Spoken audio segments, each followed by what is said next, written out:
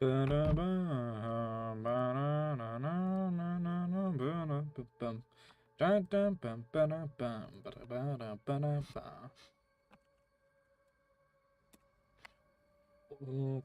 should we live? Waiting for people to join. Who knows if people will join? Who knows? No one knows. And notifications out there. And now we play the waiting game. Hello, Breadbot.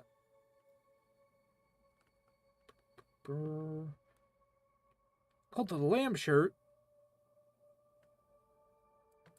Okay. That should be plenty of setup.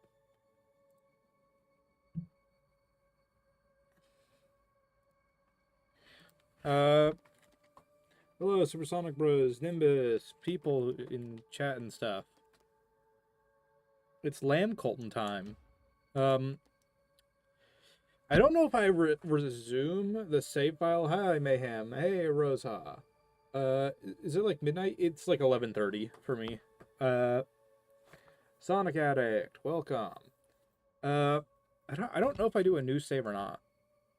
Because this is kind of my personal... I'll make that my personal save. We'll make... yeah, I'll make that my own kind of personal save file.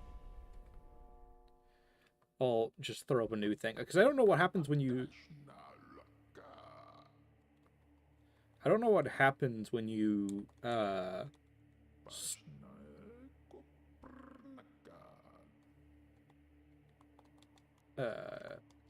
don't know what happens when you start a new game, like how many people you get, or whatever.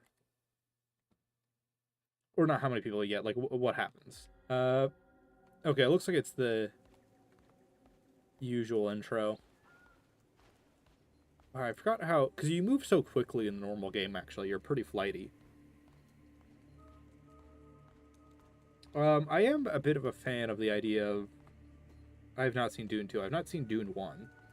I do think the idea of Freddy Zero, or whatever you want to call the MCI location, being a response to the Bite, to me, that narratively makes sense to why it would be in 1985, or why it would be founded in 1983.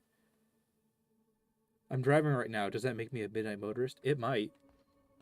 So, if you don't know Cult of the Lamb, what's happening is I just got killed, but I am the last, like, survivor of basically Satan here. I think he's just called the Chained One, or the One Who Waits. You don't get a choice, by the way. It says absolutely and yes. I haven't played the Sins of the Flesh yet update.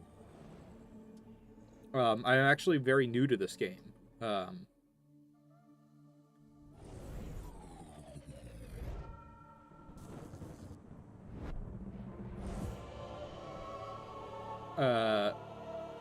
Yeah, the whole premise of kind of Cult of the Lamb is like this juxtaposition of your like ridiculously cute character and horrific things you end up doing.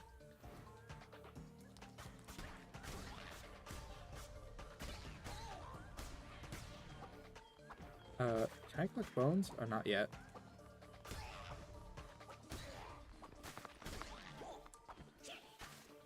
I don't even think you can take damage early on here. And this is kind of teaching you the map system.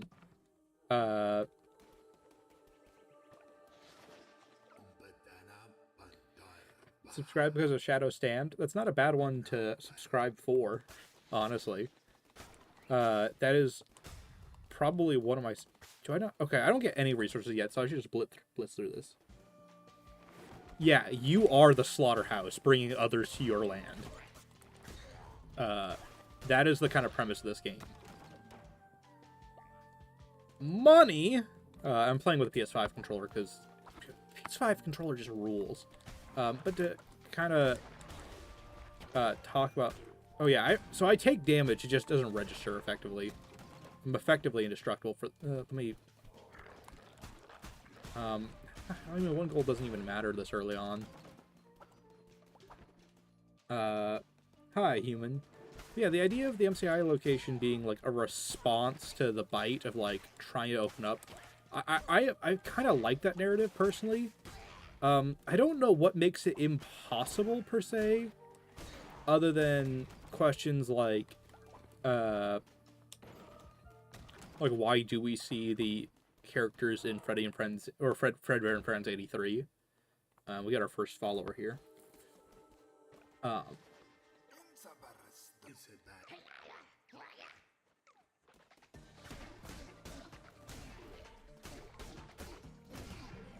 Like I don't. I'm just gonna kind of rush through this because I don't seem to die.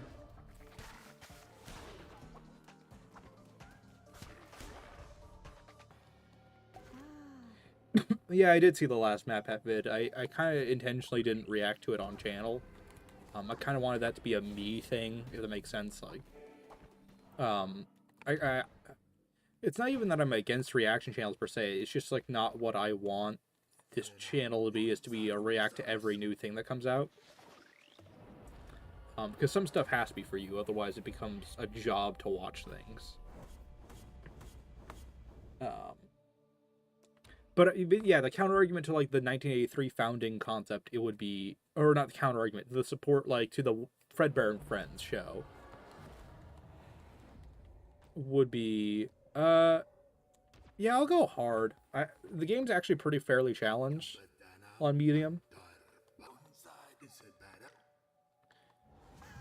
And since I played through this, and Leshy was not that hard. And also, keep your name.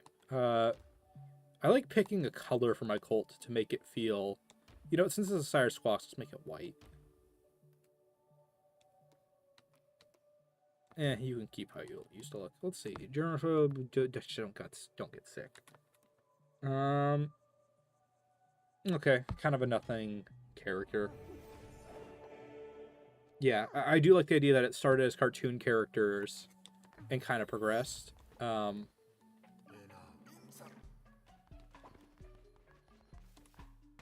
then so basically this game is 50% like a hack and slash kind of Zelda style dungeon crawler, and half like a city manager. Okay, you don't want to do that shit. Yeah. Because I think in Squawksverse, which is kind of my, it's a little generous to call it a timeline, but it is kind of a timeline.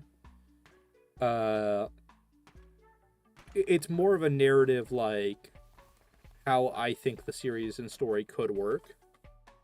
And what kind of makes Squawkverse different from like a MatPat timeline is, or especially like a Raito style timeline is, there's no like pretending it's the definitive story. It's more like, this is a story that I can see being told with what we've gotten in FNAF. I think I put it here. I'm just going to do that because it's muscle memory. That's where the food is. But yeah, I know, food. I don't need to make food yet, or it's going to force me.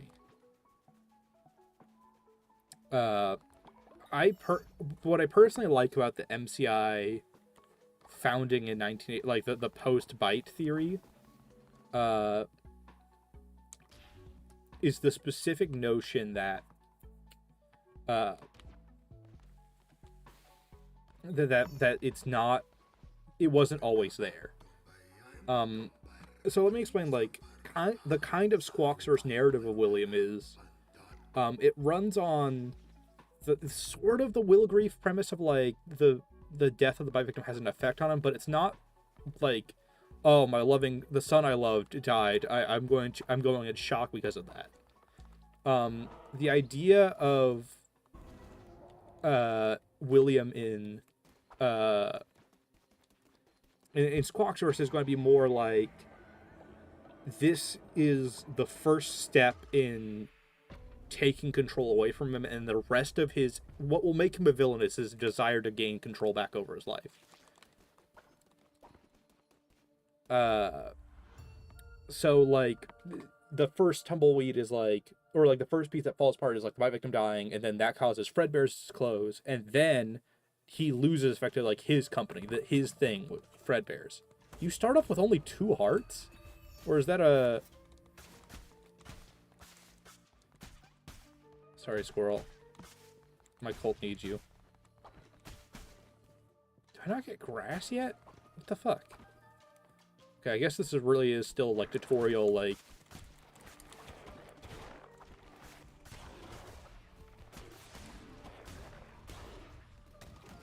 Tutorial baby mode of, like, don't worry about mechanics.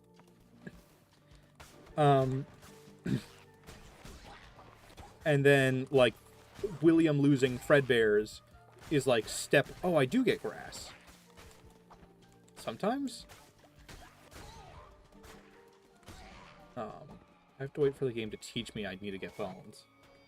And then his desire for control after losing Fredbear's is what would lead to Charlie dying. And what makes that step a first, like, logical step to me would be... Right? So he loses Fredbear's, and then characters Henry made for the TV show or were not his characters is the point. Or not the business he founded. It wasn't his vision, whatever it was. Like, I'm not even talking like the kind of like, he loves Spring Bonnie and it's his obsessive character he needs control. I'm not even saying that. I'm saying, like, this was the place he ran and founded.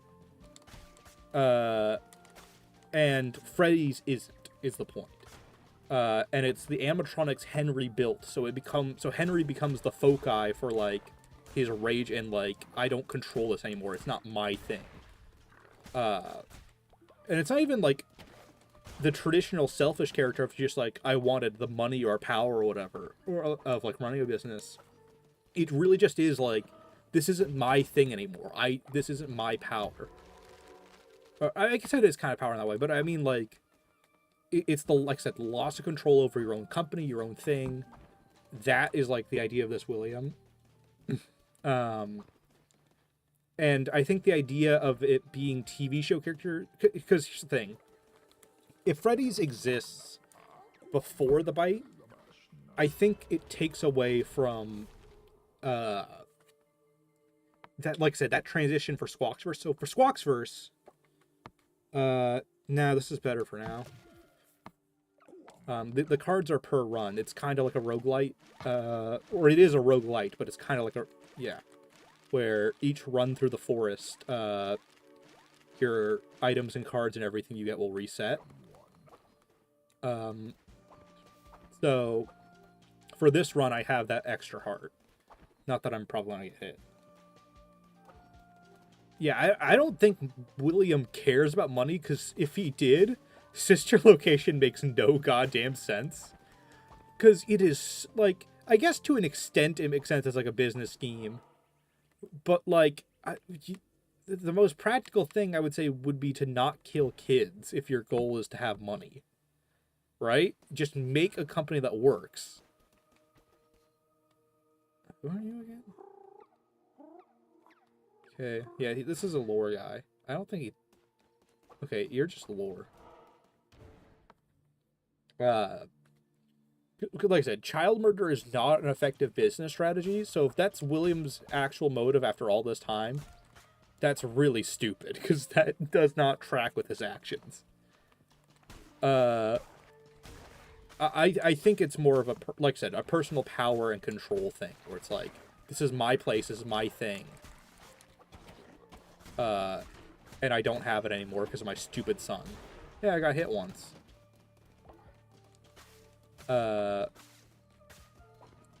There's a note about this game's art style I want to have when we see a certain type of follower. Yeah, I'll go with you. Right now I need better loot. I don't really need to be faster with the sword.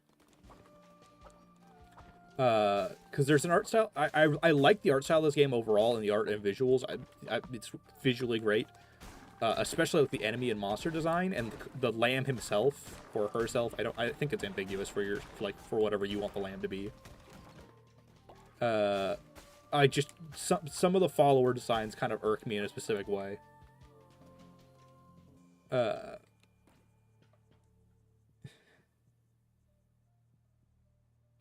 No, don't get me wrong. I don't think a corporation wouldn't kill kids if it was beneficial. I'm saying every time he kills kids, it gets his place shut down.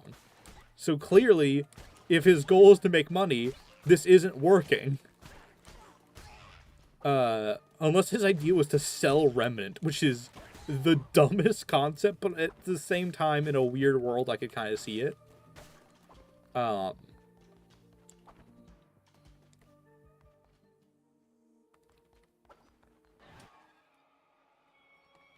yeah, this is kind of like this is kind of a game where they make you the hero by making the antagonist just more evil. Even though conceptually you are evil as well.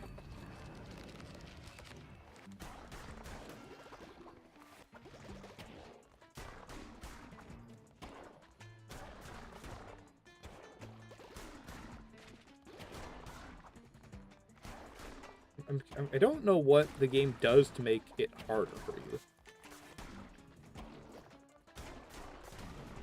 There you go. And now I got a new boy. This is another one that where the art style doesn't bug me. Insurance fraud. Oh yeah, I guess. Yeah, here's the thing. Selling Remnant would make sense if they ever implied that was his strategy. And if they have, nothing has ever tried to imply it.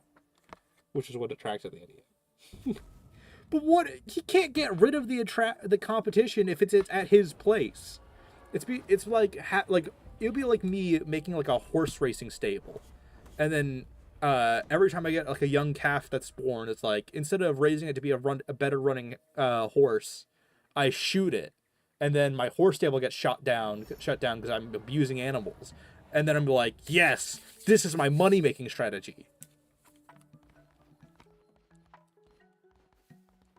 It's just like the worst idea.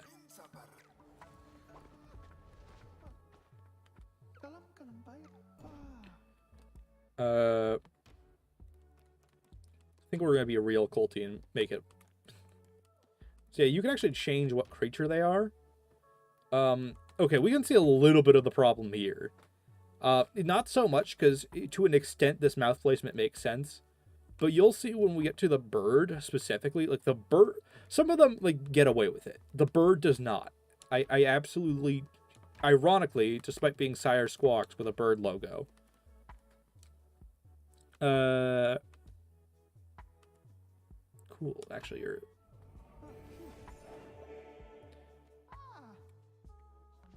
Yeah, the game does look good, like, so far. We have not gotten to the things I don't like yet. Let me mine some stones. They want me to build the devotion thing. The reason I'm having them both cut wood is something I found later on was that wood is actually the most frustrating resource to collect in this game.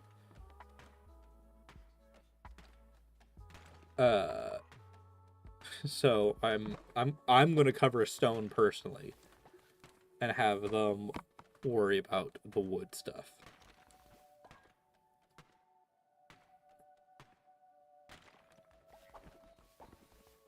Yeah, it is kind of like, because, like, I guess, yeah, it does make sense when you think about it, that the the placement of a bird's mouth for someone whose main art avatar is a bird would make sense as an issue with an art style, because the art style totally works. Like, the lamb is adorable, but like really expressive in all the right ways.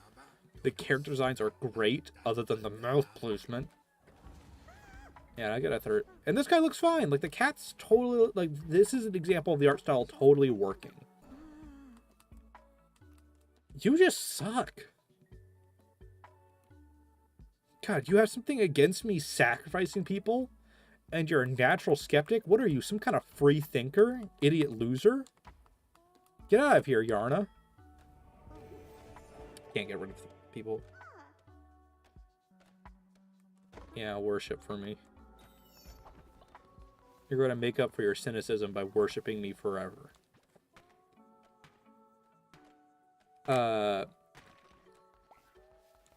It's just one of those art style things that once you notice it and think about it, it just will never stop bugging you.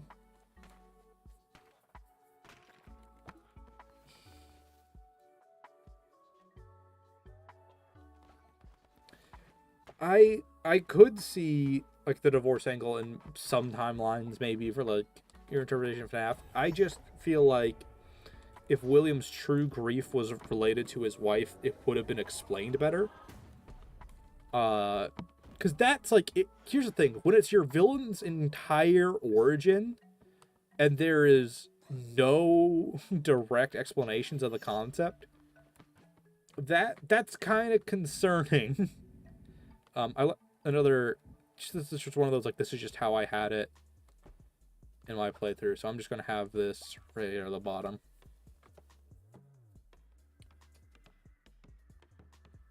I hate it when my party members don't sacrifice themselves for me. Yeah, total dick move. I was going to sing, you could hear me doing an acapella of it at the start of the stream of Loser Baby from Has-Been Hotel. But then I realized as I started the stream, because sometimes I sing songs at the start of it, just like to pass the time while people join. But one of the first lines of Loser Baby is, "You're a fucked up little whiny bitch." And I'm like, I can't say that in the first 30 seconds. Or even for the first 7.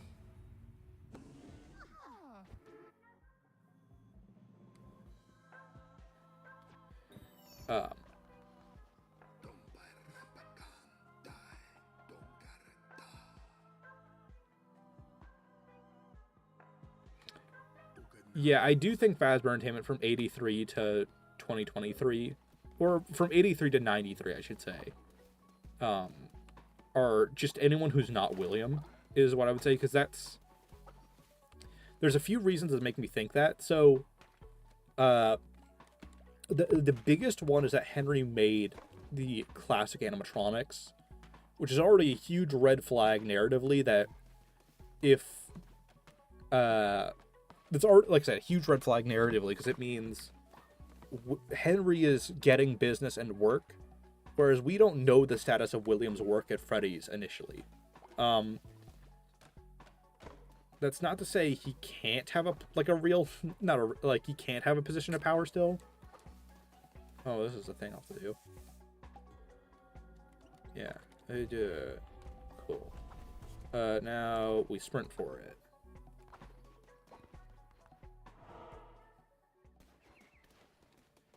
Yeah, the fact that no media has ever mentioned Miss Afton explicitly other than one scene in Security Breach makes me think it was... Oh yeah, this is the other thing, is every time you start a run, you're not guaranteed to get the same weapon.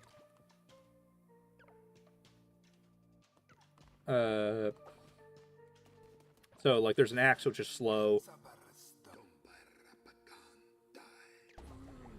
Yeah, and then you get, like, a special ability each run called a curse.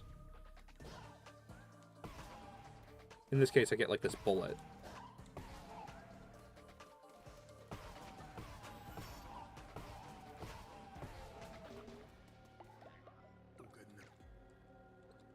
And these red pellets fill up that bar. Probably shouldn't do that, but whatever.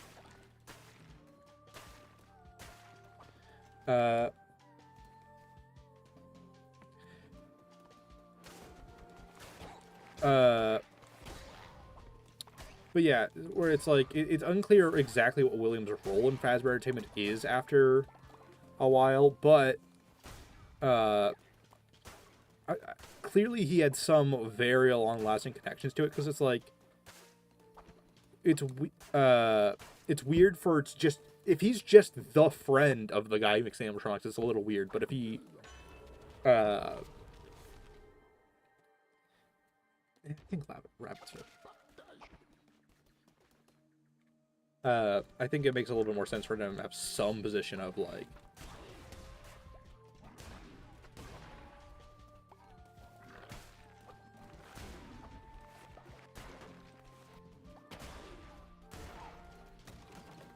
especially since, like, Silver Eyes, I'm kind of blanking on it. Did they specify whether he owned Freddy's or just Fredbear's? Were they clear? I'm kind of blanking on it in the moment. I'll have to look back at that.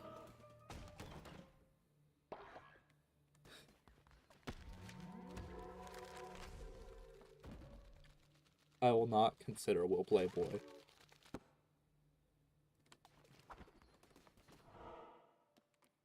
And he is a rap. That's the better point for Will Playboy.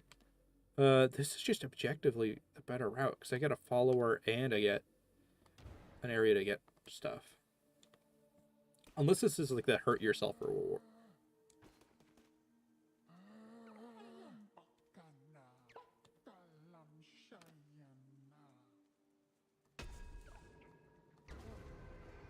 That's concerning. Welcome to the cult. Am I not fast enough to kill the birds?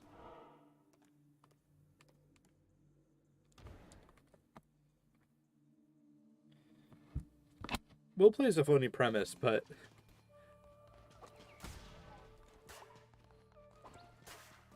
I mean...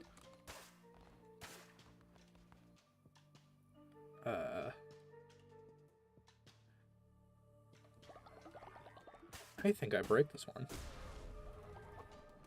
Because that will...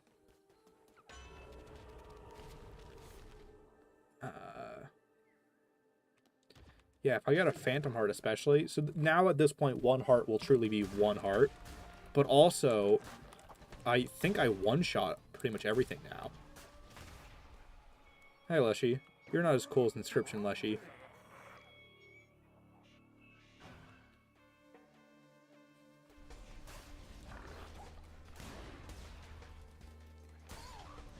And this is my thought process here, is like, I think I just one-shot things now, so...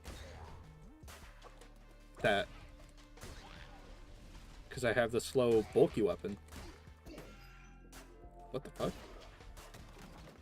I didn't... Why did I insta-kill one of them, but not the other? The DCI? I'm not sure. Yeah, you get these... Mammoth shards, which are like new doctrine stuff for your cult, like new rules for your people to follow.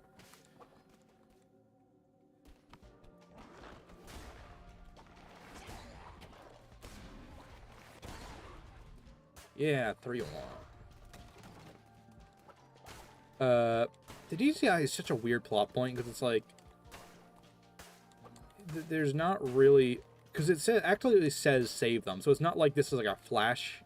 Like a time like bleeding thing where like multiple events are like bleeding into each other, because that's like one excuse I've seen is like the DCI doesn't happen. It's that, but it's like, what is the point to save them then?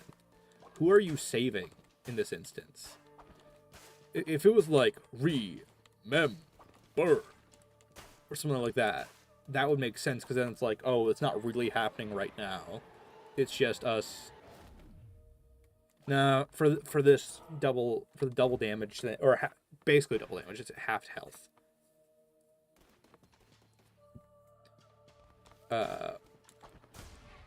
It's like that message is almost completely meaningless.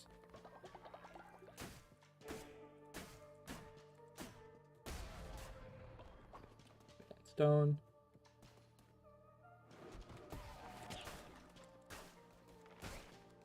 What the? Why are you... Do I have like a sour spot on my thing? Why are you not dying on it?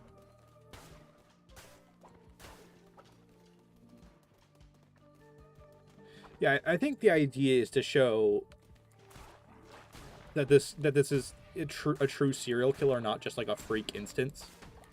Because think about it, like if you're playing FNAF 1 and 2, you might think this was just a freak accident that like was a one-off thing, or like, oh, maybe he had a reason to kill them. But like, I think the DCI is to I think part of the DCI is like to show, no, he's just a screwed up little psychopath to an extent. And that's me as a huge like defender. Like, I think William should have a motive. I think the part, like I said, the part of the point of the DCI is to emphasize like the irredeemability, and that this will keep happening pretty much.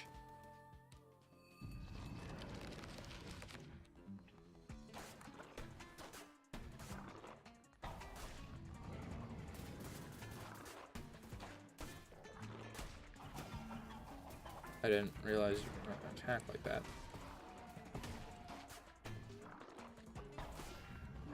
I think he's faster in this than he was in the neutral, because it's like actively throwing me off how fast he is.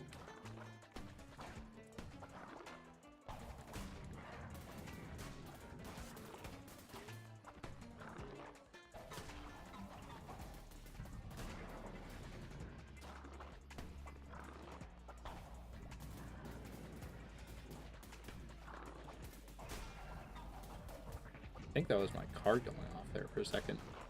Because I got the immunity card. A rare chance to be immune.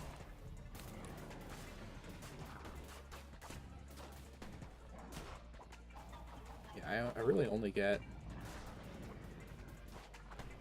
Oh, that was a close one.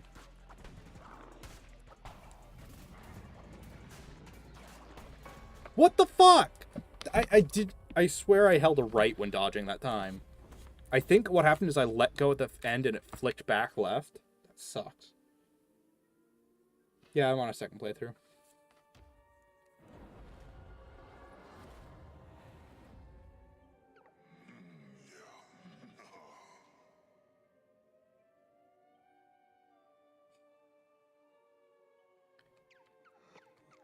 That really pisses me off because I didn't feel like I went that direction. Whatever. Oh, I don't have chat bearer's angle on. Hold on.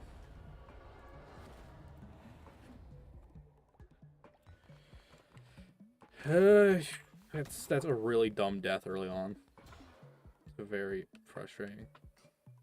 Sleeping bags. Yeah, you should be able to sleep. Whatever.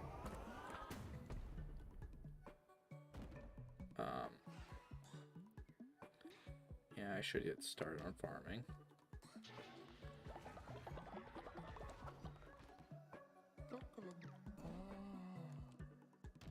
This is one where you can start seeing the design being a little weird. I think I'll give you that. That looks... Oh yeah, and the white cult aesthetic. Thorno.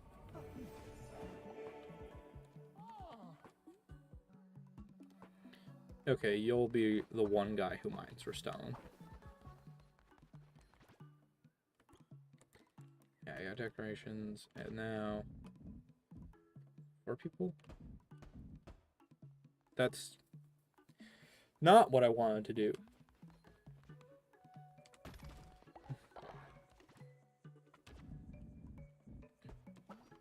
What am I looking at money-wise? I need 10 for this? Okay.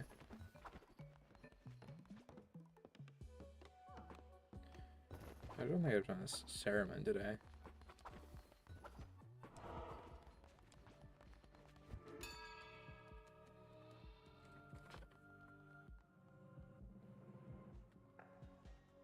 Yeah, I do think part of the story of, like, with William is, like, the escalation where it's like, well, at first he's only killing one person that's, like, he personally knows and has beef against.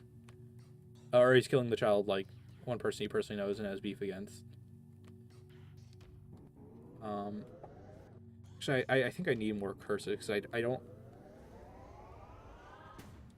I think I only have the one right now.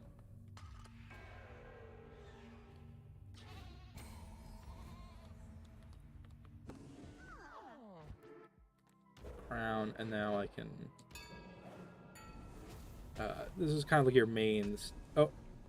Okay, never mind. This is different than I thought.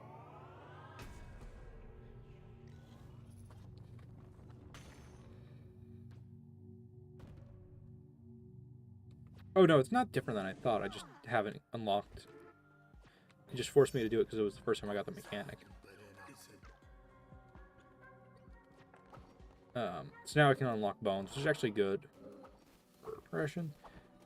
Yeah, I'll just get more money by playing through the thing. Welcome to the stream.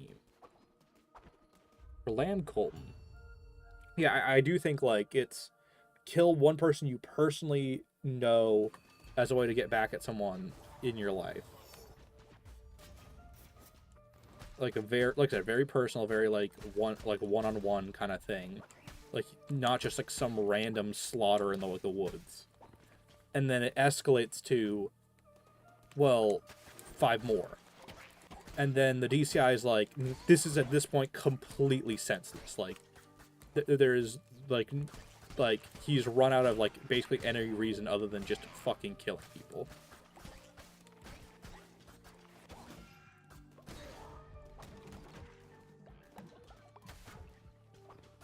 Also, this is a terrible weapon for a hard mode playthrough, where I don't have like better things.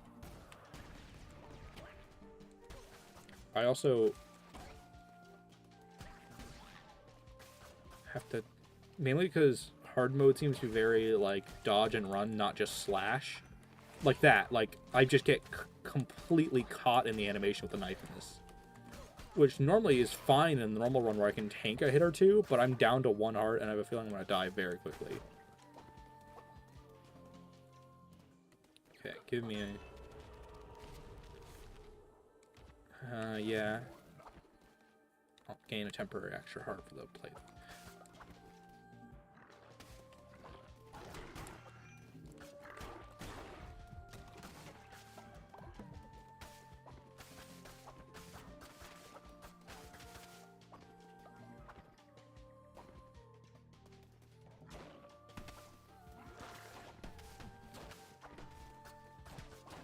Why am I not hitting you?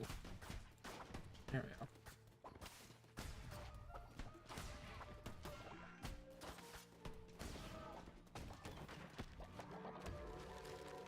go. Okay, well, someone knows Nia bad.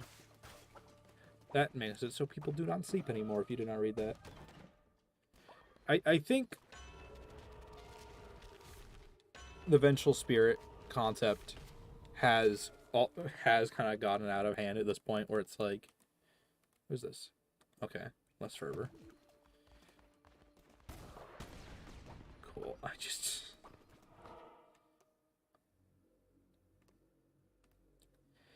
Having an extra person would be nice.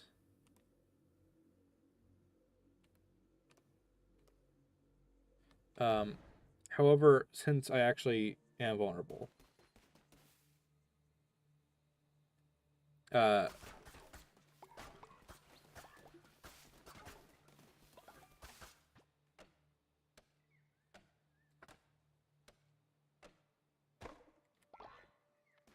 yeah, I do feel like the entire point of the Death Egg, or not Death Egg, that's a Sonic thing. The Death Coin was to like really solidify that Fredbear is just what Golden Freddy actually is. Because if you think about it, FNAF wasn't exactly clear what Golden Freddy was, especially on the timeline where he's a separate thing from Fredbear. Like, and also like premise wise, it's like it's that goddamn stab thing that sucks gameplay wise.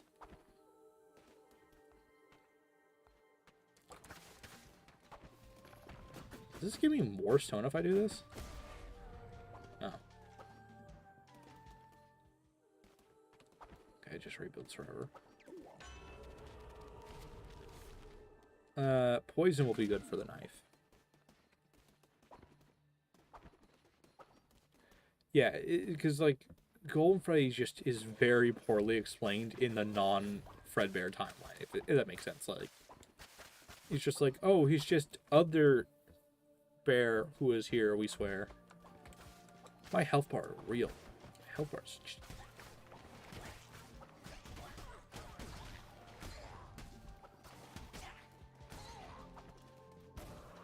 Oh yeah, I got you. This is like my least favorite curse because it's so slow and leaves you so vulnerable, and it does nowhere near enough damage, I would say, for what I want to. Thank you. Yeah, he doesn't even have like, that is also like a true factoid about like, he doesn't even really have a name other than Gold. Just Yellow Bear at first, Golden Freddy when Markiplier calls him that.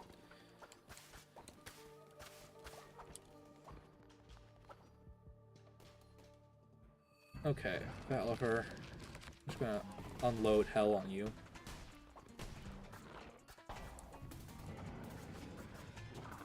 Really?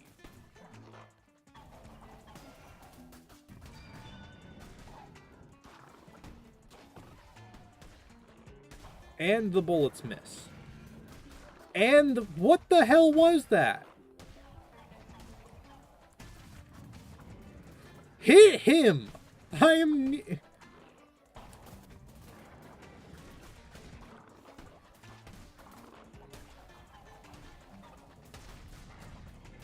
You can attack up and down in this game. That was not normal.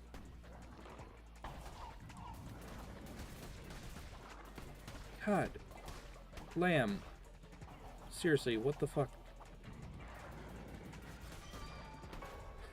Again, okay, that was just bad luck that he just happened to jump right in my roll path and I couldn't do anything about it. This is one of the better curses. I just got double death rattled by the same mini boss with the same weird ass movement pattern. I don't, because normally he like jumps to the center first before.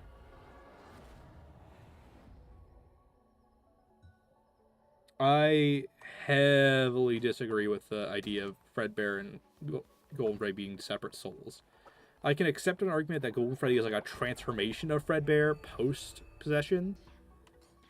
Similar to how the puppet kind of becomes a new entity in a weird way after Charlie possesses it. Even though it's still technically the same physical creature, it just is now a very different concept.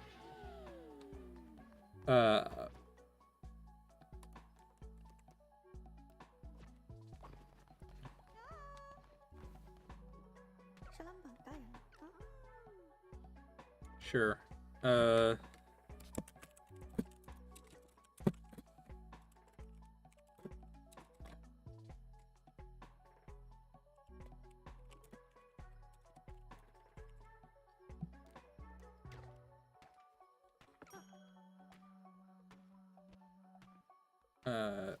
Oh, I don't have the gift option yet, which makes my items useless. Oh, unless it's this. And I also can't read minds yet, so I don't have any clue. Screw it, you get the necklace.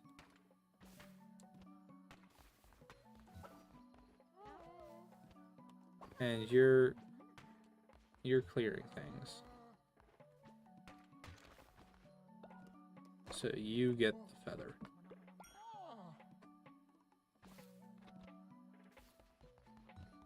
Oh, people finally get food.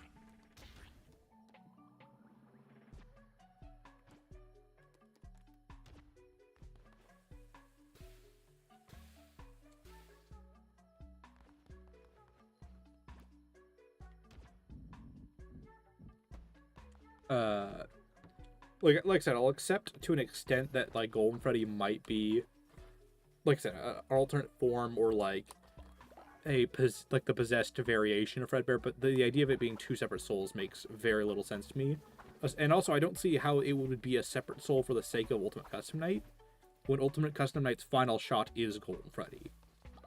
And Fredbear only appears in a context related specifically to Golden Freddy.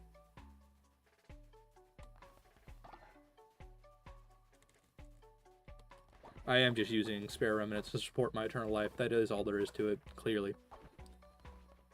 And you get other people worshipping soon. I think I'll wait until my area is cleared out. I also think that a day passes whenever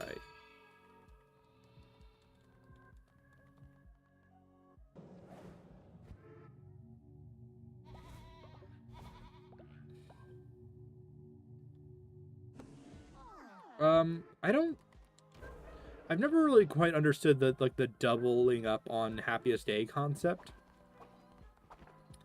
Where it's like it just happens.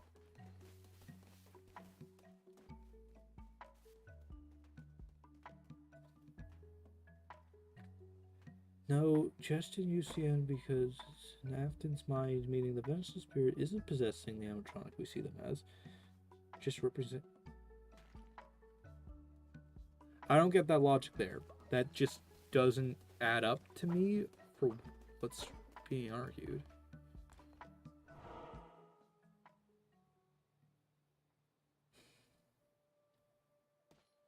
Milkstream? Never. It hasn't been earned yet. But why would possessing Afton make their final form of Golden Freddy. God, the knife... I like the knife in like a casual playthrough where I'm stronger than most of the enemies, but in a playthrough where everything takes a billion hits, it sucks. Mainly because you almost always get to the point where you need the stupid stab move. And the stab move's fine, but it has so much end lag that it's like you might as well just use an axe at that point.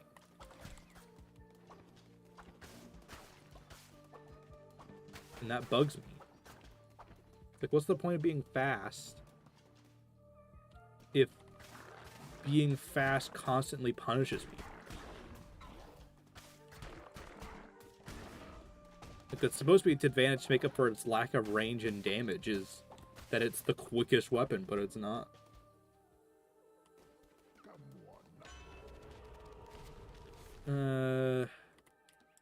Poison is good if I'm stuck with a knife.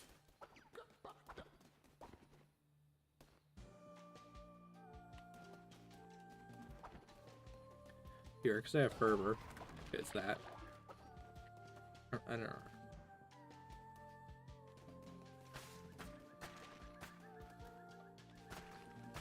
Okay, I'll keep that in mind if I get hit.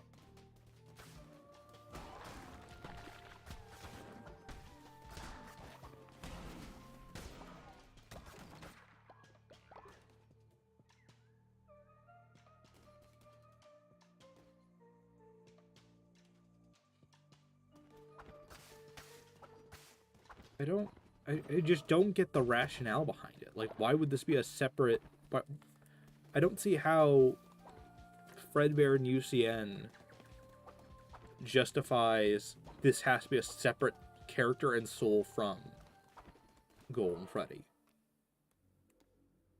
Like, if you're going to argue it's just a separate character or spirit, that's fine. I don't get the argument that UCN Fredbear is just different, though.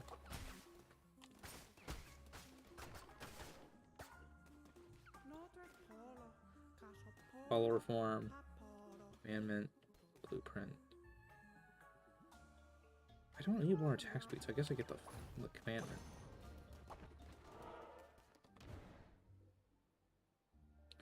The pumpkin Kumio, you can be a part of the cult. In fact, I'm about to get a new member. Hey, it's a weird bird thing, so I can explain why I really don't like how birds are drawn in this game. It's like the only thing I don't like in this game visually is how some of the followers are drawn. It does not... And they thread it off.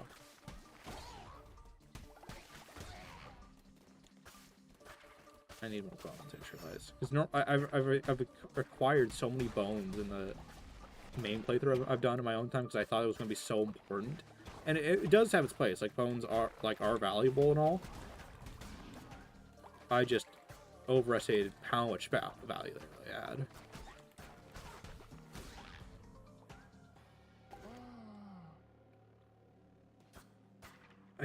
But why would Afton's mind be represented by Fredbear? Or why would... Why? The vengeful spirit has a face. Why not just look like the face?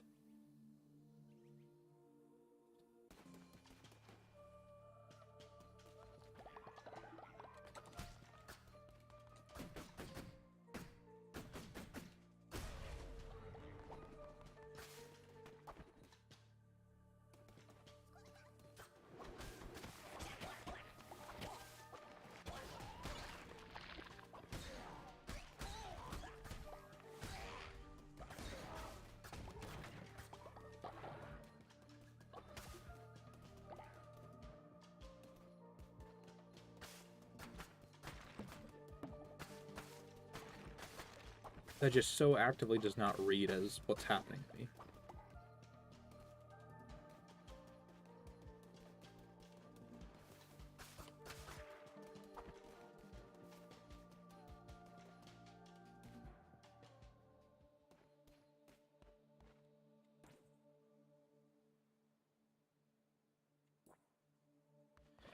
Yeah, that is a weird thing.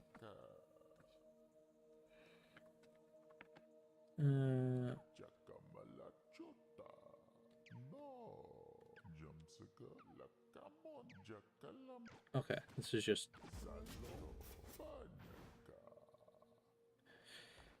Of course this is the better day. You know what? I'm going to stand by what I said. I think the sword is better, even though it's slower and does less damage in this context. Mainly just because of the range. I think the range in this context completely makes up for it. Mainly because it doesn't have a stupid thrust animation. It's one constant speed, and that was behind a bush.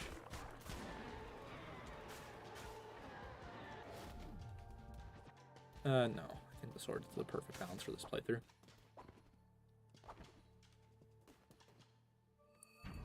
Good night. Okay, just...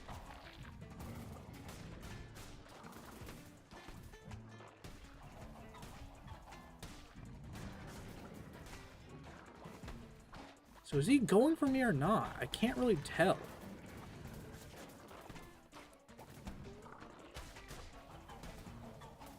That's what makes it weird, is sometimes it feels like he's going straight for me, and other times it feels like I just happen to go in its way. Maybe I'm approaching this boss wrong. Yeah, I think that's what I need to do, even though it's very annoying.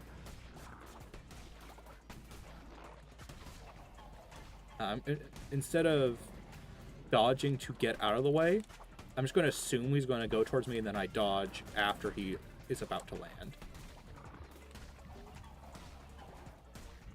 This is not good.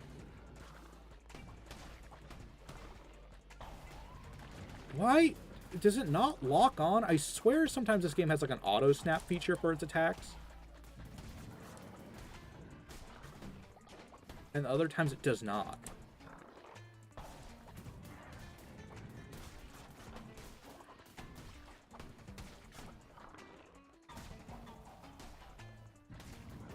And this is why I said, like, the knife would suck for this. Is, like, I'm getting, like... Was that not a roll? What is with Valifer? I fucking did this guy one try first playthrough. Like... This is why I picked easy, like hard. It was because normal mode was just that easy for some of these characters.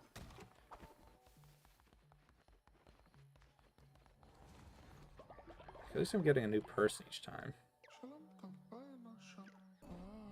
See, this is so this is what I didn't like. The mouth design.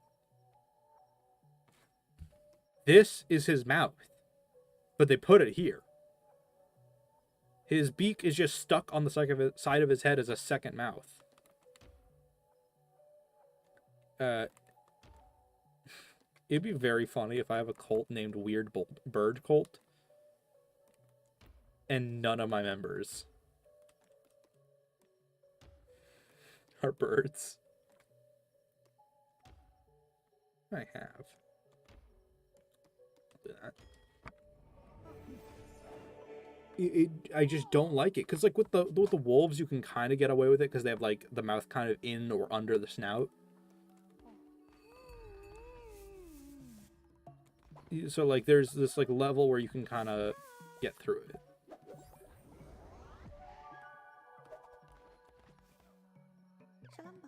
It's an ear. Yeah, anyway.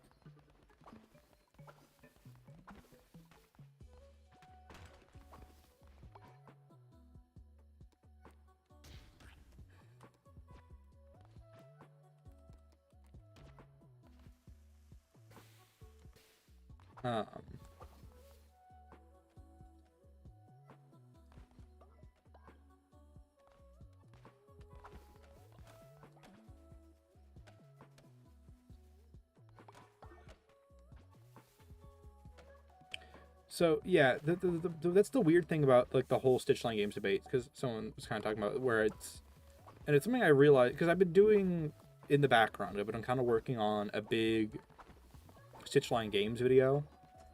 That's supposed to be it was intended to be more of like a neutral take on the entire concept. Like kind of a warts and all, like everything I see that's good about it, everything I see that's bad about it. Like that was supposed to be the bit for it. And it just didn't quite become that, because the more I did, the more problems I saw that did not fix.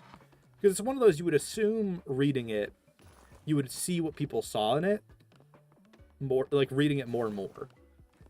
Especially in the context of like investigating the claims and seeing like what's the good, what's the bad of it. Because like I said, that's the whole angle of it, was supposed to be.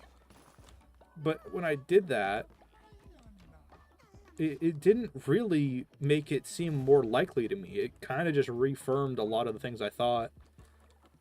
And also made me realize not necessarily that a lot of Stitchline Games people were like lying to me per se, but that it was commonly being like a lot of information was not presented in an unbiased way, which bothered me. Especially when I would double check it in context, 'cause it's like I read some, like it's not like I didn't read any of the Stitchline, like the books before. It's just like I never, until now, haven't gone through the fine-tooth comb I needed to for this kind of topic or video.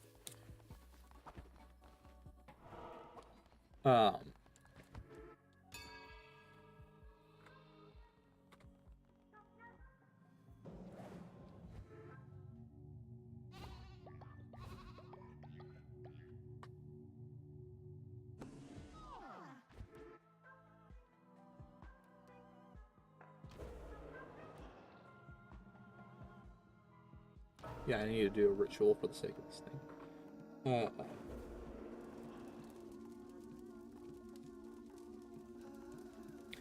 But yeah, like the more I've read, that it didn't fix the problems I had with Stitchline Games. It just kind of, for some of them, it made it worse. Where I'm like, one of the interesting things I've noticed is one of the claims I was just going to be was like, I was going to see if there was truly no contradictions. Was like originally my thing I was going to test. And like the actual like video was going to be like, here's something that sounds like a contradiction, but maybe isn't. But then at the same time, it's like, maybe it is. Was like one like thing I did. And then there was one the thing that caught me off guard when I was looking at it is I had gotten so used to people just saying it was after the FNAF 6 fire. For like years, that like whenever I would read those stories, I'm just like, yo, yep, that's the fire. But now that I'm looking at it, I just wanted them to say Freddy Fazbear's Pizza was the fire location. And they and at least from my notes, they have not specified the location of the fire that Stitchline is supposed to be all set around and after. Is not clear at all. And in a series that loves things randomly burning and catching fire,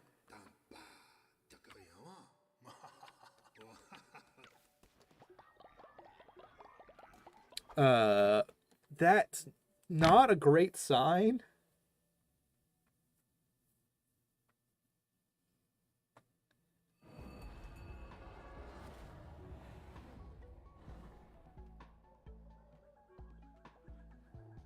I wouldn't go so far as to say that Glitch Trap is clearly Afton, personally.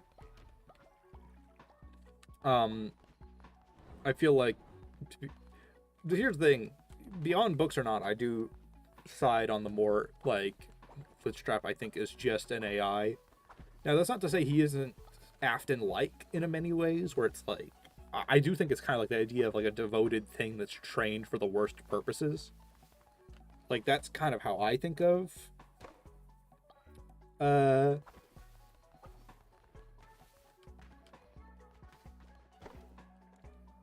blessing. Oh, blessed. Hi, Cellular.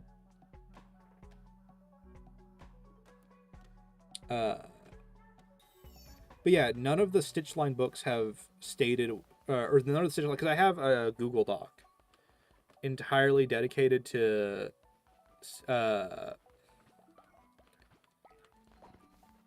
entirely dedicated to just all of the Stitchline, Stitch Wraith epilogues.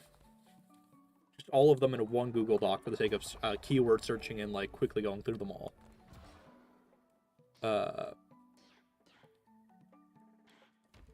And the one, and like I said, Fazbear Entertainment is talked about, but it's not in the context of being the fire site.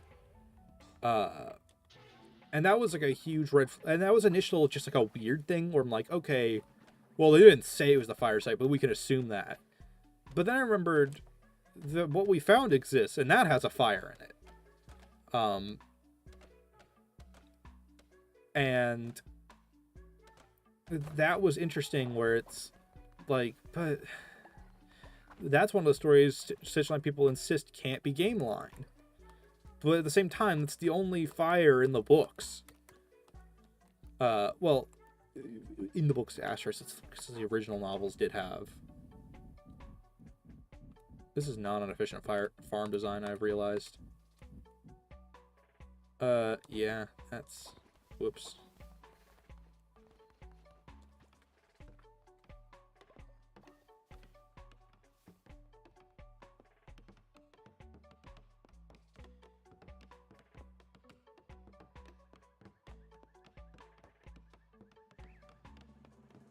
No, yeah, I think Glitchtrap is influenced by like what Afton was historically, but I don't think he is. I think at this point, if we're doing he is Afton, it's kind of been underexplained, and it's a weird parallels or not parallels, however you want to use the books, that we have all this emphasis on the idea of an AI copying things, including as mascot characters, and then that wouldn't be the premise for our villain. That's what makes it weird to me, because like this is the new video goes out tomorrow, for example, and in that video I talk about a kind of updated version of parallels I've made.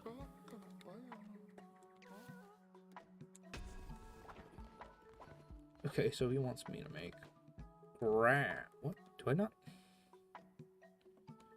Wow, I don't have enough grass.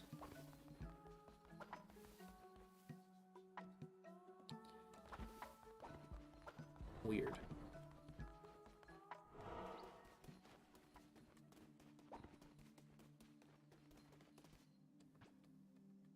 I'm reading this. I didn't even read this.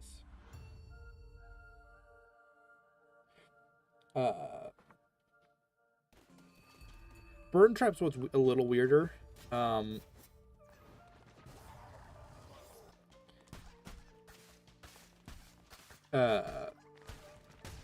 Is also where I think it gets a little bit more unclear. At least personally, it's like where it's like a little less clear what we're exactly doing with Burn Trap, because it's like, on one hand, I could see the Mimic seeing Afton was a corpse rabbit, right? I need to be corpse rabbit now. I could see that narrative.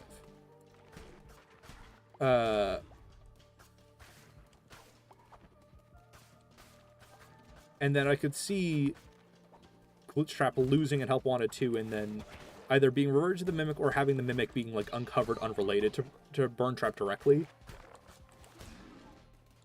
Those are like the two narratives I could see that would explain what the through line is for our events, because if you don't have the Mimic related to Burn Trap and Vanny and Glitchtrap somewhat, it's just a random non sequitur in the story. It's like, oh, by the way, we have a completely new villain, and like also under the Pizzaplex. So I feel like there has to be some level of relation. The question just is what, right? For theorizing.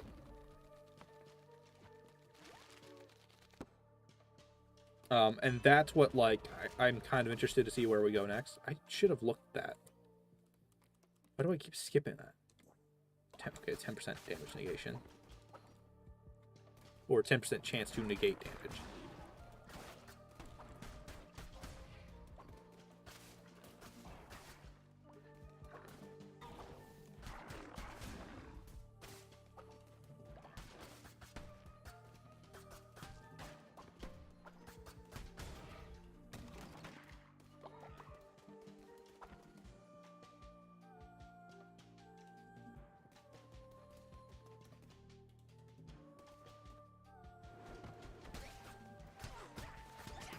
Yeah, I don't even...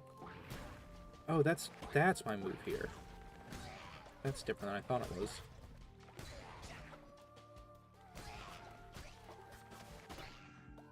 What? How did I get hit in that encounter? Did they not always have hit stun in hard mode? Because they always had hit stun in... well, I have to take the boosted. Poison doesn't really matter if I just... Yeah, if I attack fast, I'm kind of... Ooh, unnaturally long life. I'll have to find who's oldest so I can make them just live ridiculously long.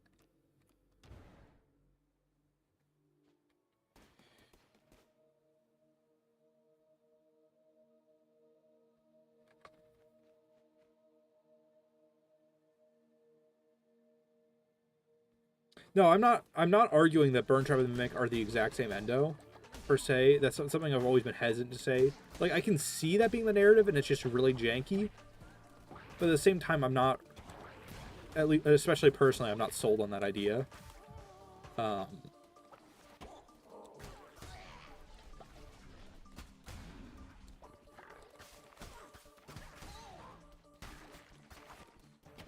See, those times they were hit stunned. I'm also not getting that many hearts, which feels like it's kind of hard to tell what hard mode did, honestly. Like, I'm dying more, but at the same time, I'm not sure exactly why. Like, am I just playing less carefully this time around, so I'm doing worse, or what?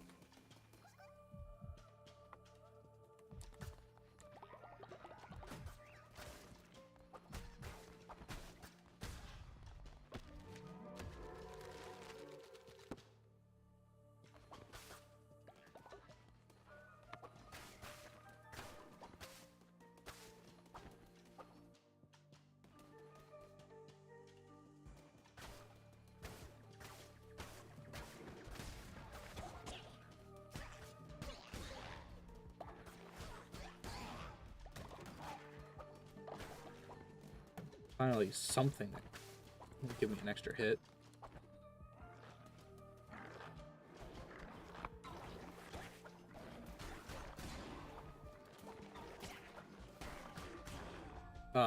I do think there's a chance the idea is the narrative is the Mimic was like unearthed and then locked, like someone kind of said in chat, like locked away because of how dangerous it was, and then it's like, well, if that, because here's the weirdest thing about the whole Mimic Burn Trap connection is why are there Glamrock parts on it? If they had just like reused random Nightmare parts, I could kind of see it getting away with, like I could see kind of getting away with that a little bit narratively, but giving him Glamrock parts to me is just like such a random detail, especially when it's like his entire lower half is Glamrock parts.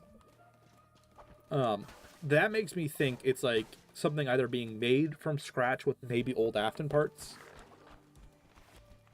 or something completely new.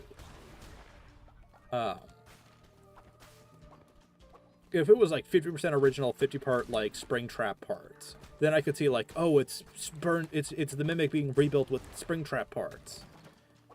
I could see that narrative, but it's not. It's mostly Springtrap and Glamrock parts, and that's what makes it like I said, a bit of a non sequitur.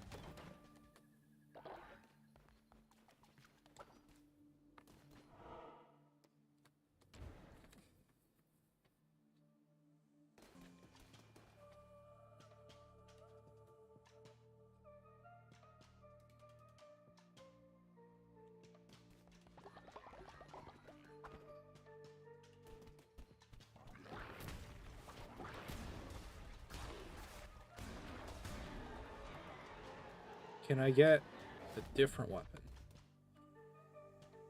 Huh. I don't know about you. I think I go for you. I think higher damage and one shot's a little bit better. Because Divine Blast is nice and all. But especially against a boss, which I'm going to be approaching very quickly.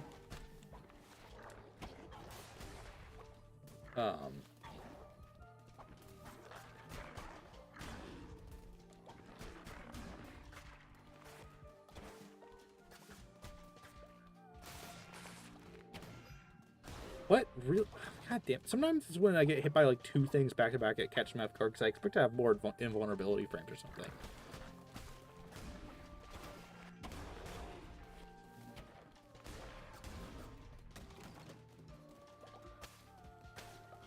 I don't think anything could have prepared me less for this game than playing it on normal difficulty. Oh, I guess I'm just doing the boss now. Okay, Valifer.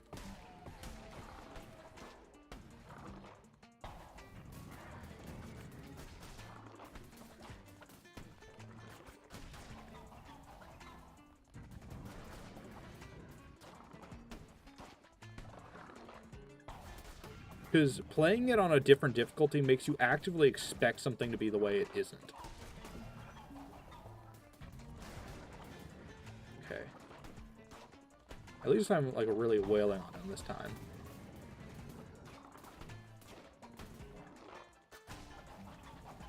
But, like... But it feels like most of the time I'm just hitting him, like, once or twice.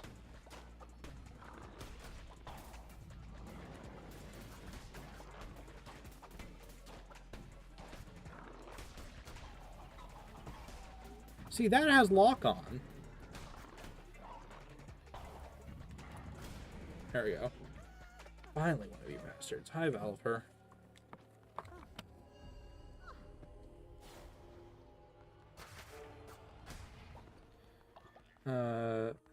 Berries are more practical.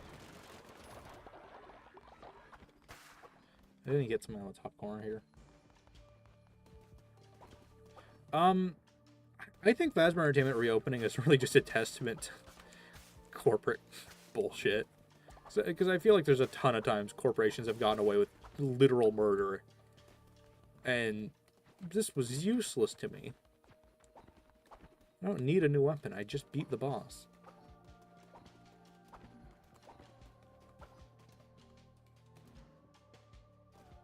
No, yeah, I don't... I heavily disagree with the idea of by victim first in association with Afton being sane before that. I think Afton just doesn't have an excuse. I think it's less that Afton isn't crazy prior to this, it's that he doesn't have an excuse to be crazy. He didn't... It's less... Like I said, it's less like he was sane, it's just that he... it's more that, like I said, he wasn't allowed to be crazy, is how I would phrase it. And when you lose someone like that, and then it topples their business, it gives you a reason to be pushed over the edge.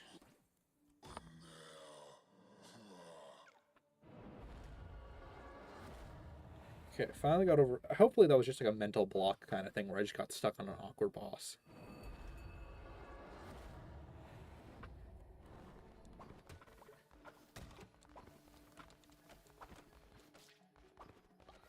You can catch these like little bugs during the night.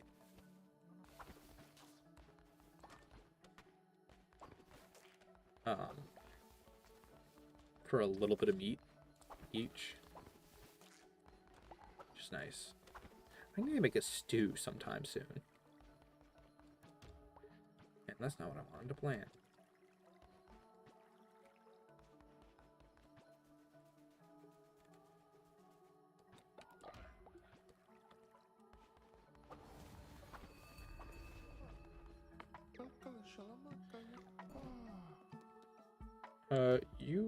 You can write... Oh, this is... No, this is not Valifer. This is Palmer. More markings.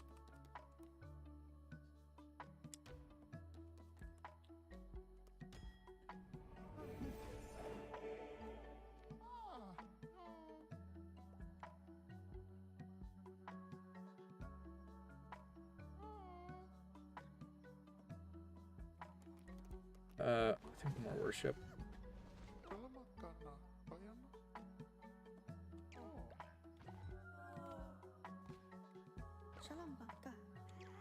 Palifer, you know what? I need to tell some of these people apart. You're going to say the same.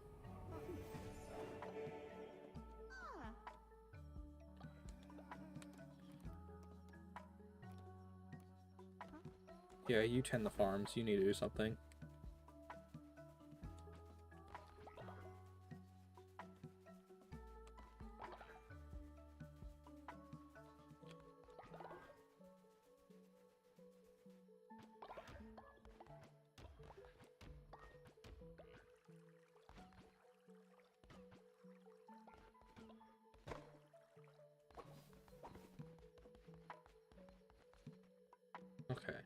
So, first things first, I need to make just tons of food. Okay, I burned one food. I get the idea of burned food. I need Thorno. Who's Thorno? I didn't even want to bother you people. I want to know who Thorno is. Where's Thorno?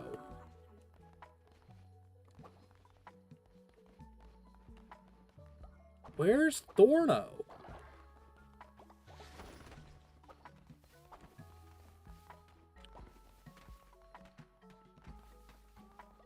You, Thorno? I guess I did your quest.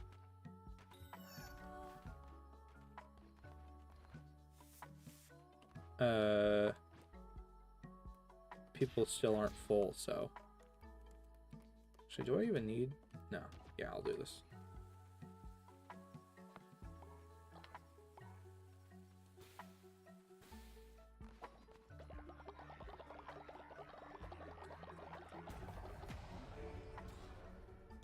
Bolt 2.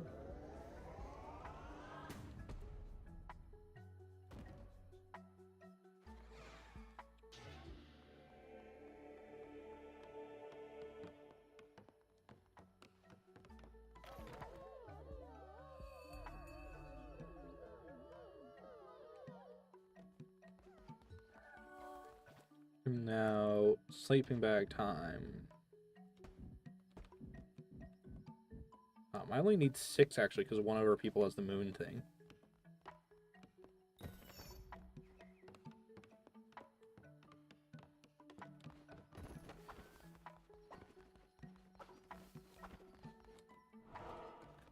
Now time for indoctrination. Not indoctrination, but just cult shenanigans.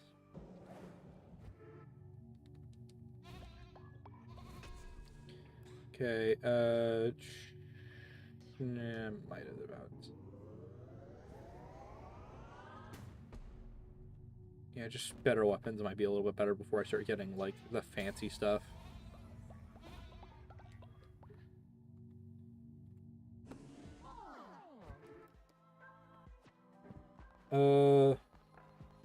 I actually disagree with the AR emails don't count because they were never released. Because Scott said it was fine to release them. Which is a little weird if it's like, oh, these don't have lore or weren't meant to be seen. And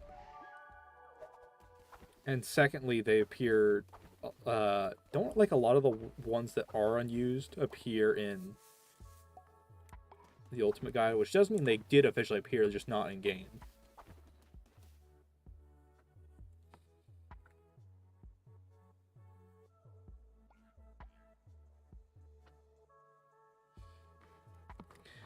I do think there is like an argument to be made that, like, if it's explained as a security breach, prioritize that first. Like, I do agree with that kind of logic.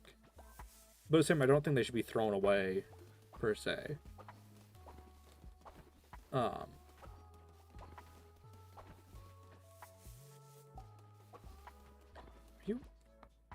It's making you guys hungry. This isn't food. This is.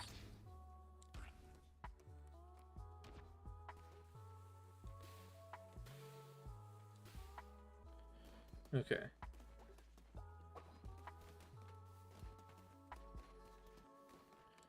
Who has the damn moon necklace?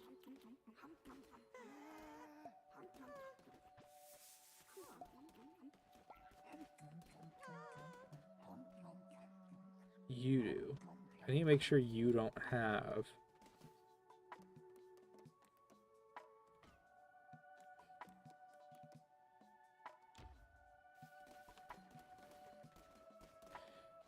Dang it.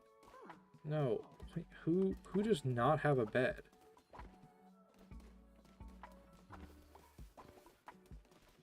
Thorno, Albert, Tremor, and Ziana. So, I think Pammer's the one who doesn't have a bed. Because now everyone should have a bed. Technically, because one of them doesn't ever have to sleep because of magic.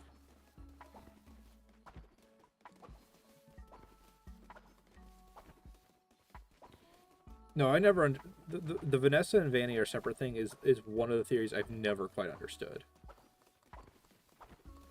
It's one of the few times I made a video where I had such a harsh stance on it just because I'm like, guys, this doesn't make any fucking sense.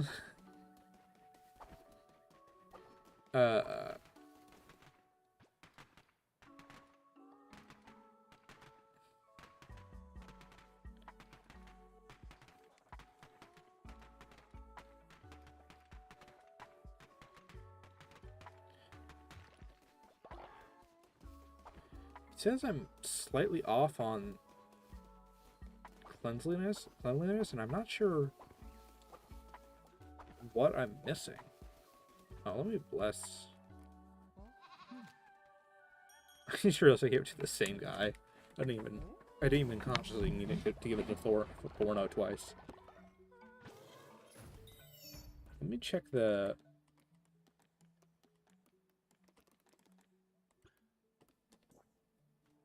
Do I not have a list of my people?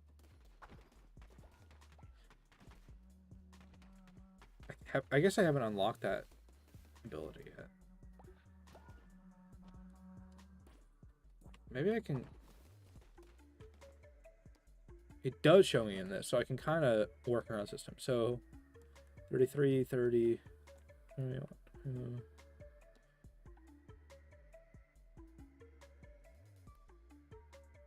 So do I give it to the... This is kind of a question. Like, do I give it to Herb? No, Herb already has... Or Herbie. Hebry?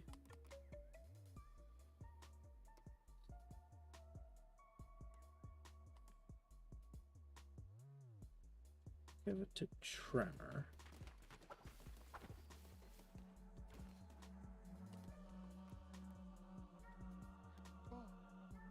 You will now live ridiculously long.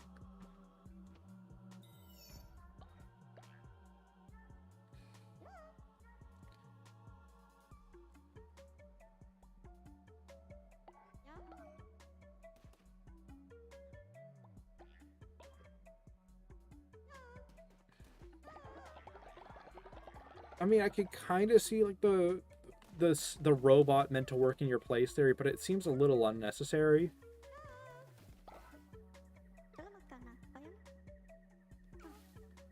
Yeah, okay, I can do decorations.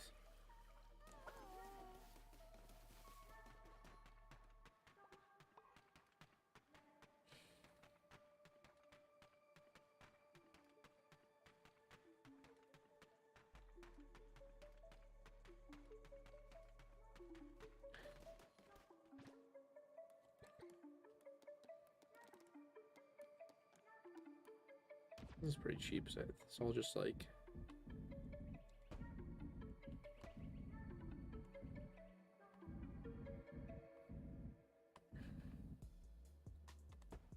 There.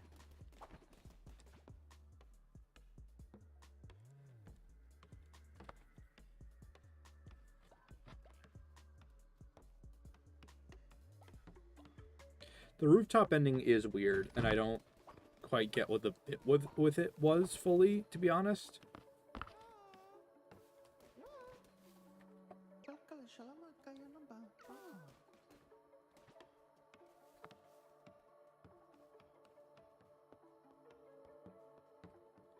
The sister location room is weird, and I've kind of gone back and forth on what I think it means. I think, at most, the implication is, because it's Vanessa's therapy room, or it has Vanessa's therapy tapes in it specifically, that leads me to wonder if,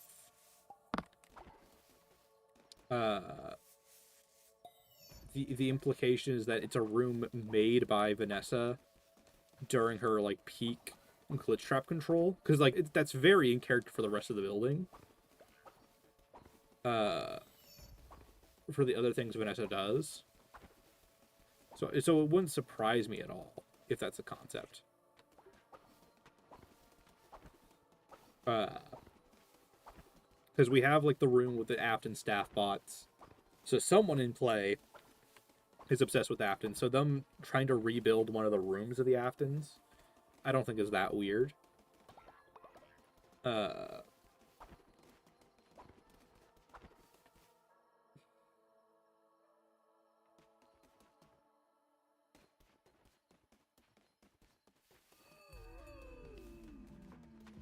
We don't know for a fact Freddy Fazbear's Pizza was on top of Sister Location per se. It might be the case because of the scooper, but I wouldn't say we know that for a fact.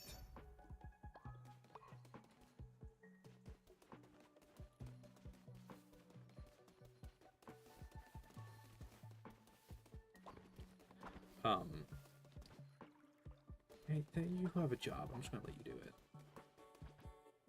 Can I build a seed silo yet? I can.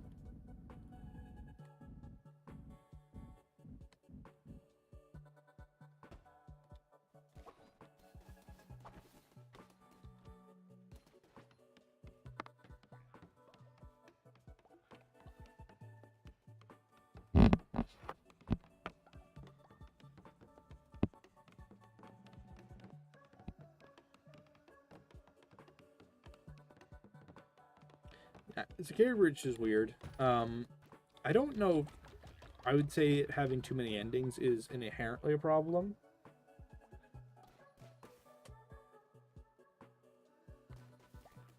I think it was just that the game feels like... I feel like 3 different things happened. I think during development, I think they realized they could go bigger.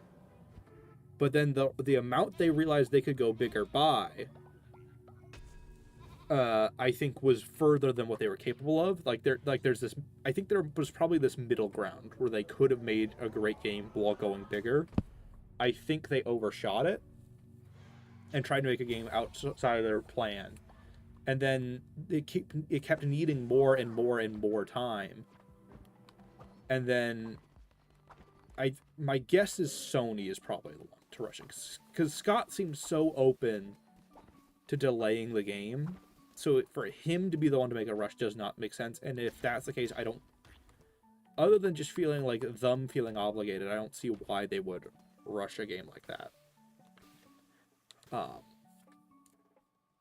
COVID probably didn't help. Yeah, that also probably wasn't great.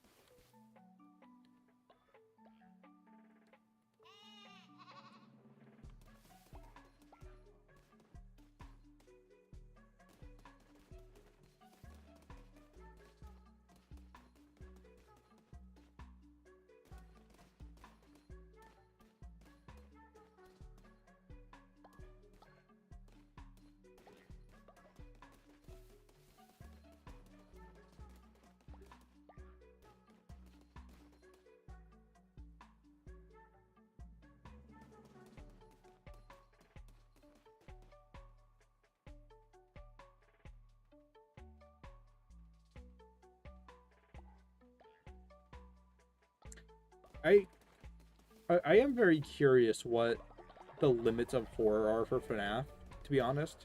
Because everyone says, like, it's been kidified, it's been, like, sanitized or whatever, but, like, that hasn't stopped the FNAF games from pulling off a great balance between horror and not being aggressively gory before. Like, we have Springtrap in the series. And we had FNAF 1 and FNAF 2, so it's like, well, I'm not going to pretend those are, like, the most intense, scary games of all fiction or time, whatever. Like, I feel like they pull off horror enough that I don't think it's the rating limitation, to be completely honest.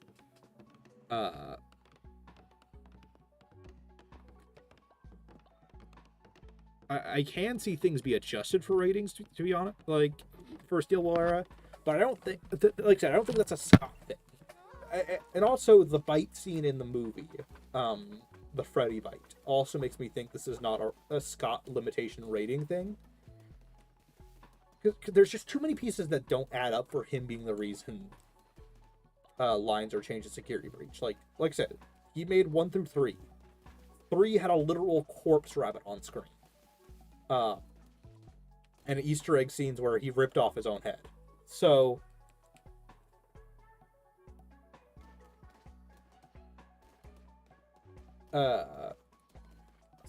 and also like 4 had the very heavy slasher designs. 6 or 5 was probably one of the darkest implicitly with its combined concepts, because mainly because of the scooper. Like, we didn't see that gore, but that concept wise was very intense, and the entire screen becomes bloody after that.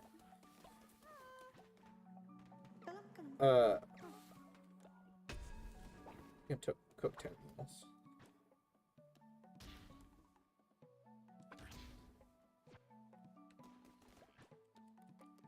I think if anyone's going to be blamed for security breach not being intense enough, or what you want to say,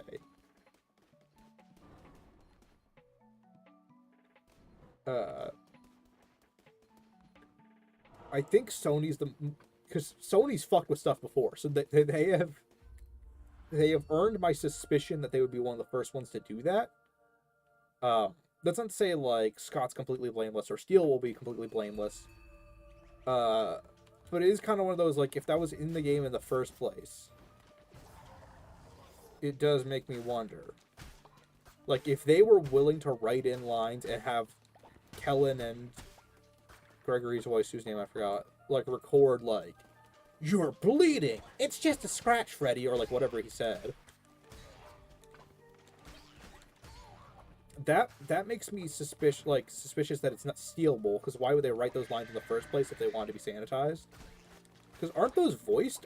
Like, those aren't just, like, random unused... Cause, like, there's unused dialogue lines, but then there's, like, tons of them that are voiced.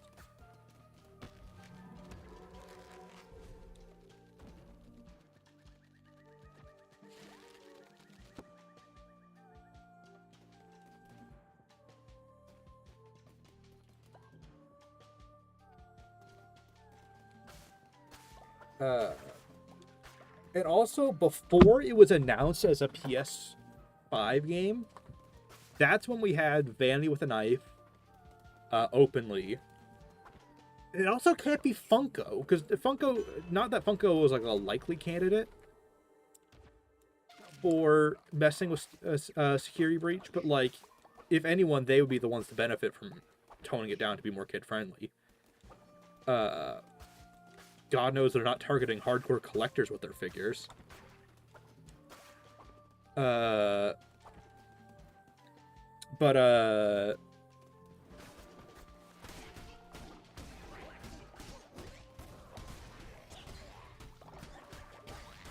going for a real hardcore poison build, it seems like this time.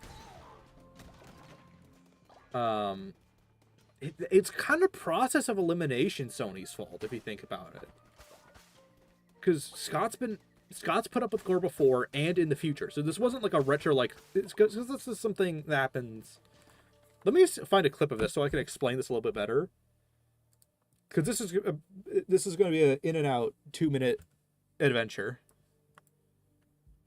I don't know what there's nothing really like bad on my like YouTube page. I don't know even why I did it.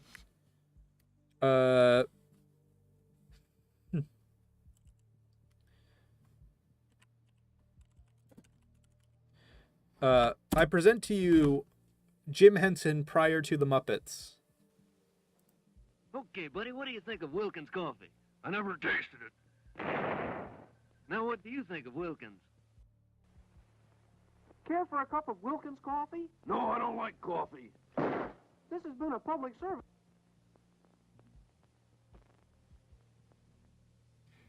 We're here to persuade people to drink more Wilkins coffee. What's the club for? To get their attention. You getting on the Wilkins coffee bandwagon? Never. No!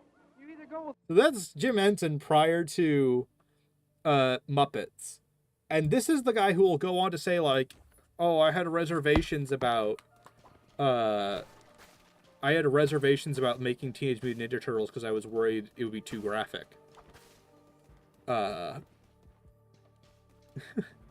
So people can change about like what they're willing to put into their content and stuff. I just don't see how you have heavy influence in the FNAF movie and then be like, oh, Gregory talking about bleeding is too much, but we can show a person get bitten in half and Mike actively bleed throughout the movie in various scenes.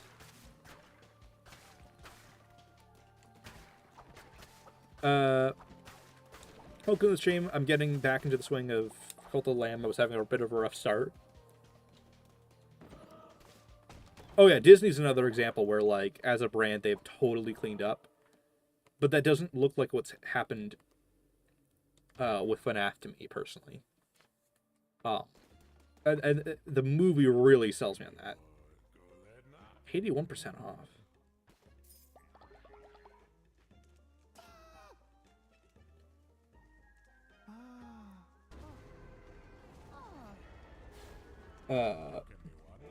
Also, Into the Pit also conveys to me that, like, the series is willing to go full horror again.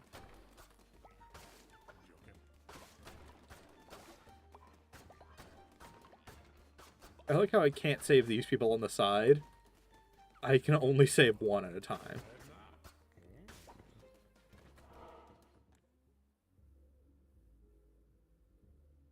So yeah, I'm very hesitant to say it's Scott's fault. And Steel will just seem willing to go far enough. Like, they wrote these lines and stuff, so I find it weird for them to tone it back.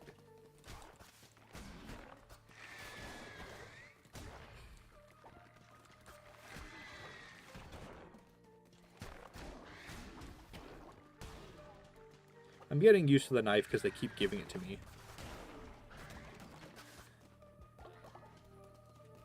Boop.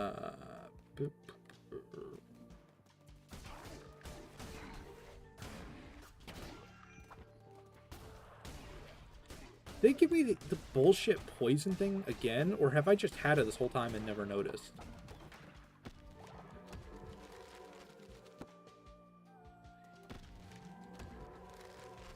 That's an interesting decoration.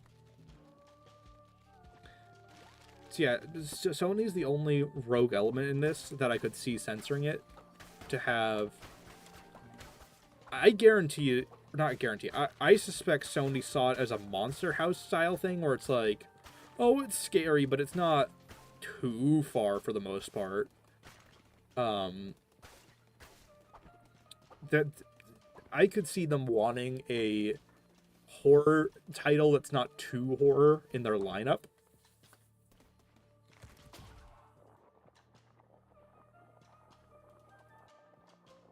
Move very slowly into my line of fire.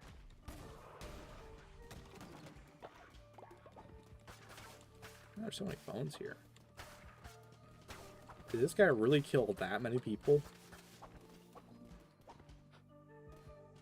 I should have grabbed the axe. No, I do need a better fervor.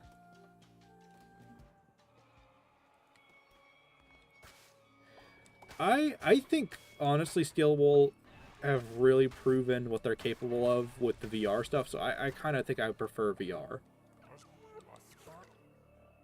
So yeah, now all three of them are, like, upset and angry that I'm around. It's not just, like, the one of them, like, I'll deal with it quick. Now it's, like, the siblings and the others are, like, God damn it. This is going to be a problem. That's, like, the gist of that interaction.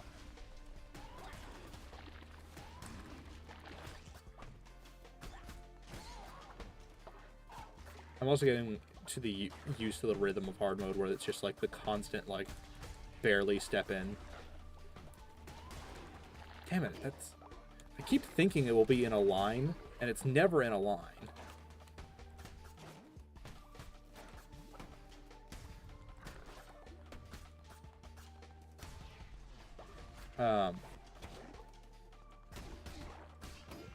Now, I can absolutely see Scott saying some things could be potentially too far if it was, like, really graphic. Like, I don't think Scott would actually show the scooper happening on screen. That's what I think Scott's limits would be. I think Scott would have to, like, I think sister location is exactly how he would do the concept. Even if he had to, like, do it again.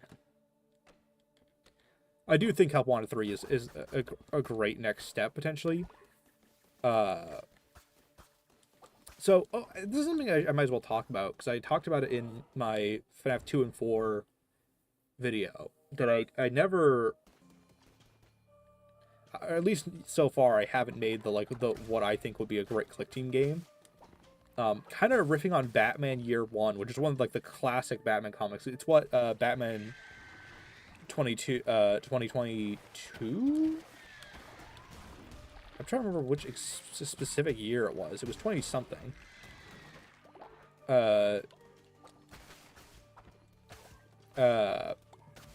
It was that was heavily influenced by Year One, I think. Pretty sure that's here's like the thing you'll learn very quickly about a lot of. Yes, I don't care if it's weaker. I don't care if it has Bane or doesn't. I want better range. The sword.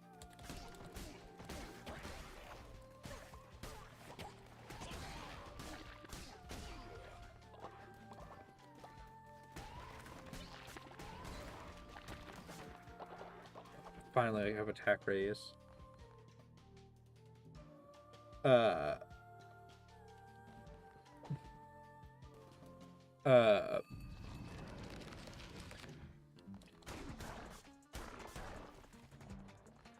But that one is heavily, like I said, I think it's influenced by Year One. At least makes sense because it's such a young Batman in that one conceptually. It's supposed to be like one of his first years as Batman in that movie.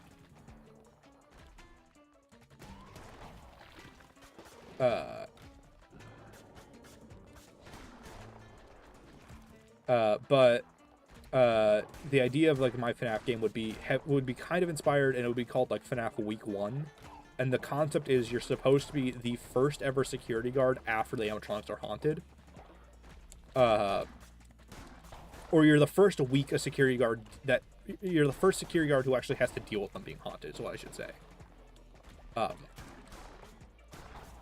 And so the week one specifically refers to you're like, as a security guard, this is the first one to deal with it. Not the idea this is the first week they're haunted. This is like week 2.5 or whatever is the idea. Like this would be like July like 8th or whatever. It would be like a little into. There we go. See, I think, like I said, I think it was just a mental funk where I was just kind of off on the rhythm, though I didn't nearly lose.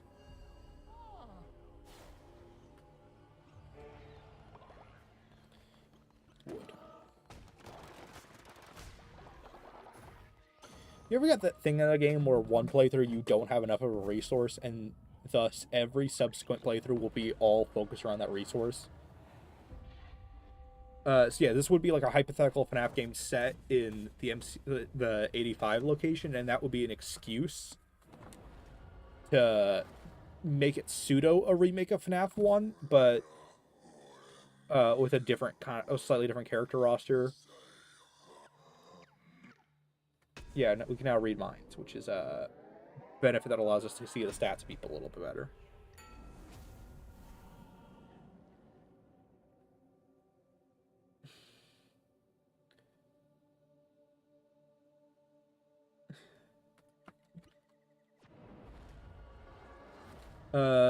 I don't think we would be Phone Guy. I think we would have to be an original character for this story.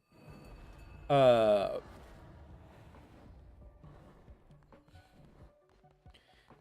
I think that I have this bit because this is not just a random idea I've tossed around. This is like an actual thing I've written out notes for and stuff. Here, you get a blessing just for being nice. Kindness is rewarded with kindness a turn. In my cult. I should have gotten seeds.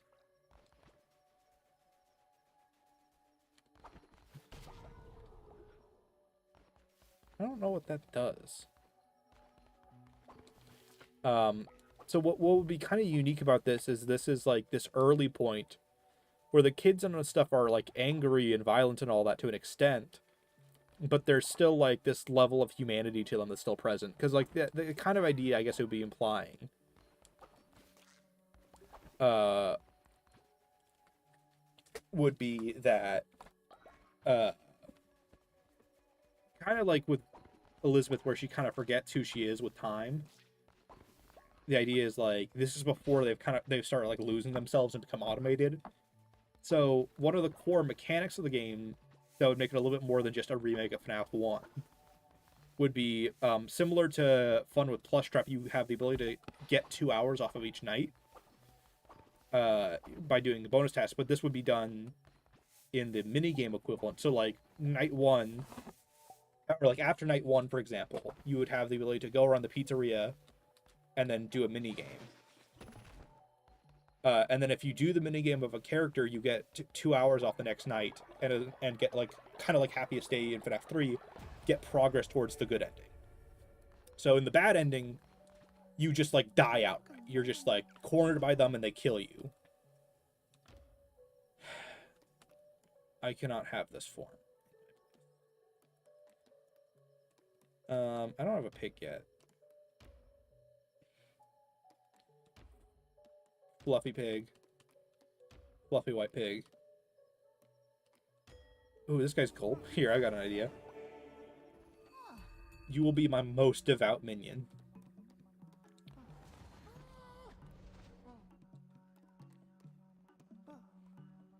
Flower necklace on top of being gullible.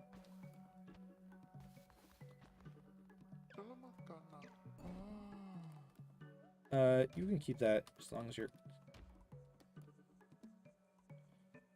okay. You're fine.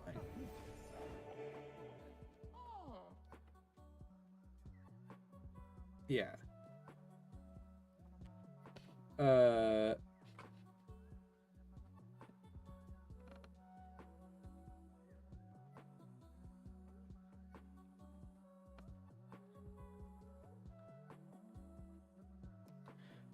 Actually, yeah.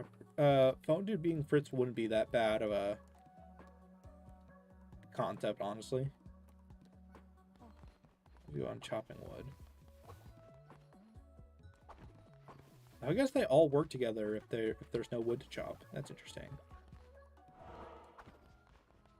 So yeah, like and each character's minigame would be different. So like,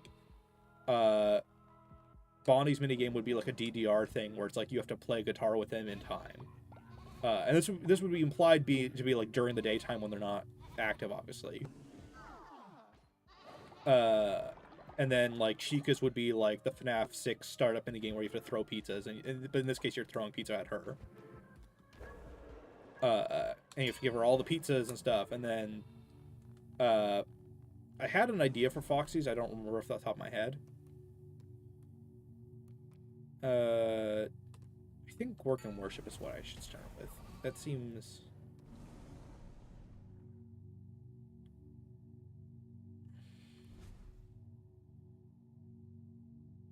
I think I make them work faster.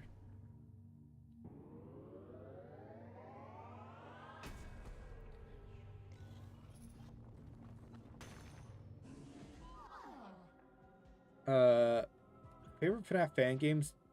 Day Shift at Freddy's and Super FNAF are definitely up there. I like ones that really feel like they understand the FNAF narrative and like world. Candies, especially Candies 3 narratively, really like it, really love it. It's an all-right game in other aspects. Like its gameplay's cool and all. I think in some regards it does FNAF 4 a little bit better than FNAF 4 does, but only in some aspects. Like there's some things I do like about FNAF 4 that I think Candies 3 doesn't do per se better.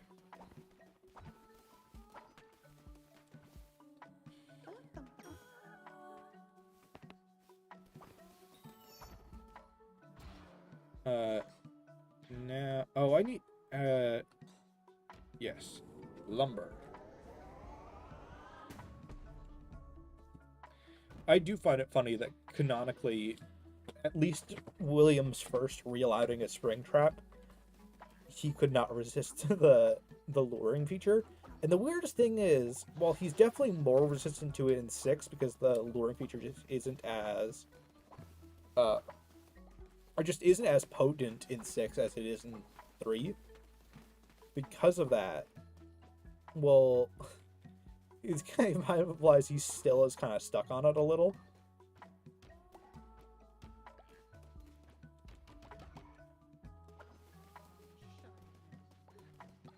I have more worship spots, actually.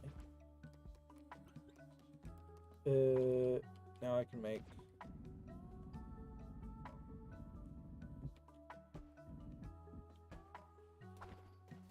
give my people work to do. And...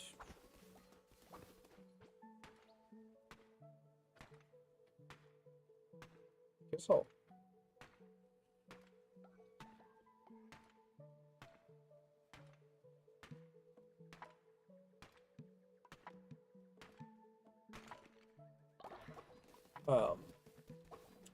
but yeah, the core gameplay loop would be kind of like an updated FNAF 1, but just like completely double down on the horror aspect. One of the bits I have like super clear envision in my head is that instead of the door lights clicking out, per se, and instead of having immediate jump scares where it's just like you pull the mask, you're just dead. Instead, like each one would kind of have a special gimmick to them. When they go down, and one of them would be like Bonnie's would be he taps the top of your screen, like the top of your monitor, when he's in the room. Before his jump scare, and then Freddy's is just like him slowly walking in and you can't do anything about it.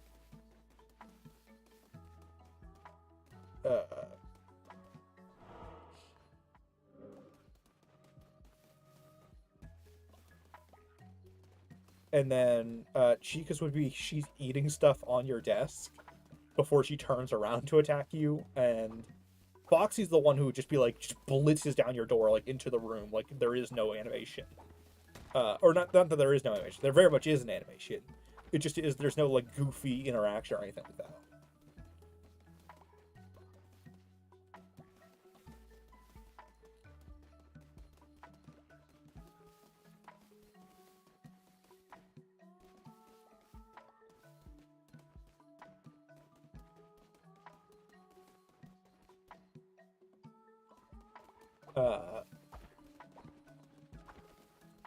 But there's also like a lot of notes I have on like how audio would play into it. The idea being each character has a different something unique about their footstep rules. One example that being Freddy has the slowest, like it would be like, and then his laugh from time to time when he makes a significant move away. And then and then Bonnie's would be like just like something's very simple, and then Chica's would be Bonnie's but lighter pitched. And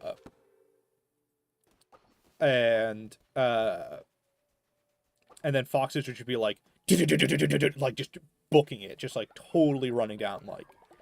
And the puppet would also be in the game. That would be the biggest change. So I mentioned this bit in my... This is a cool little game. This is one of my favorite parts. In fact, Tito and I play this in real life now. This is Knuckle Bones, which is a simple little dice game. But it's so cool. It probably works best gambling-wise. So if I have a matching number and I place it in the same row as his, it will remove it. And if I have 2, it doubles their value. So if I had 2 4s, for example, it would double the value of the 4s. Um,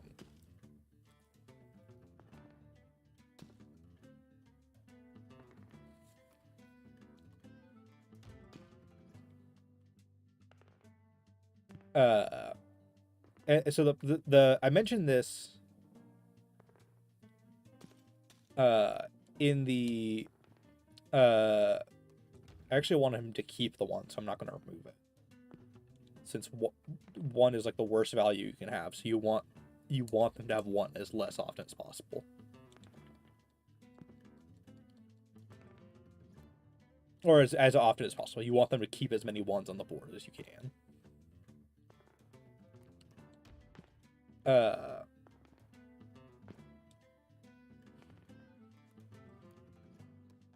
And I want him to keep twos as well.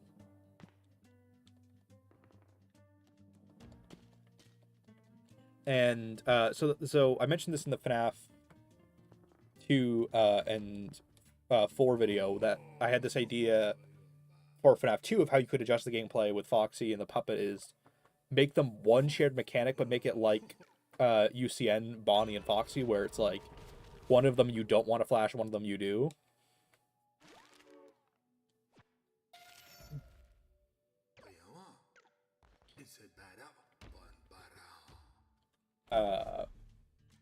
So like with Foxy, you just have to look for him on the camera, and then just watch him is like the main idea, or flash him, maybe. So like, okay, let me explain like night to night what would happen. So it's like you're looking, you hear, so that means Fox, or you hear like the dum dum diddly dum dum diddly dum dum dum dum dum. And then it's like, okay, Foxy's out. I have to find him quickly. And then you find Foxy, and then you watch him, and he like twitches and then runs back to Pirate's Cove and hides for a bit. Right? That's like the concept with Foxy. And then the puppet is the inverse. If you ever hear the music box playing on the camera you're at, you know the puppet's there and you don't want to stay there too long. So it's kind of like Haywire from FNAF AR.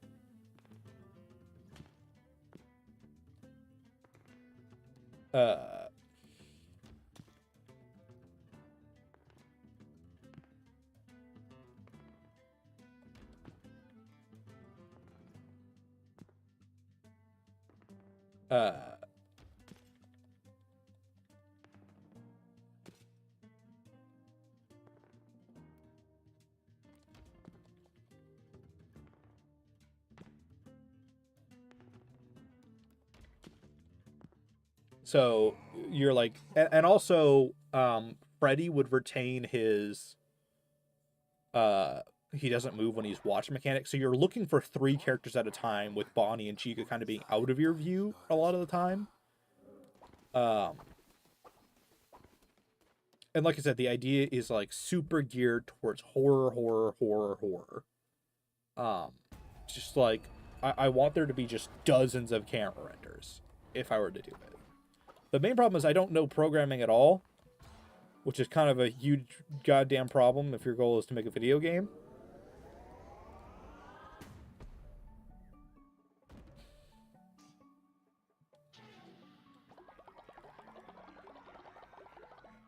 And I think there would be a music box thing where, like, if you piss off the puppet, you have a limited time to go wind the music box to cool him off. The only issue is that kind of contradicts FNAF 2's lore, where it's implied that's like the temporary solution they figured out for him. Like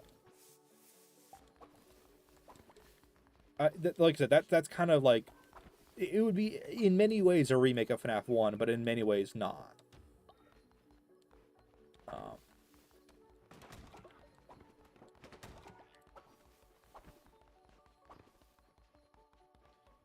Oh yeah, I need more sleeping bags. People actually need to sleep in my place.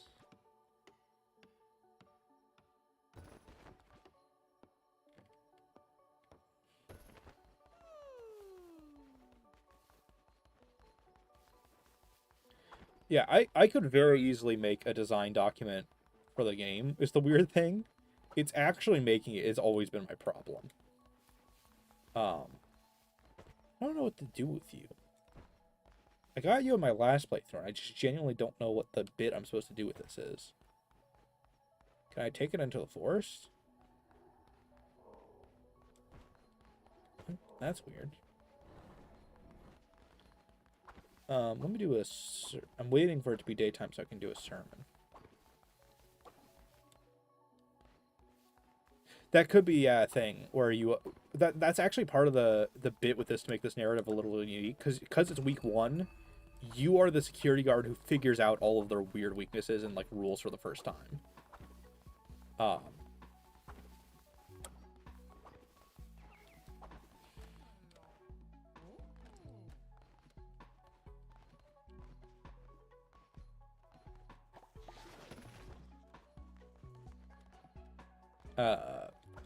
So yeah, it could be that like towards the end of it you figure out the music box works. That would be a cool thing.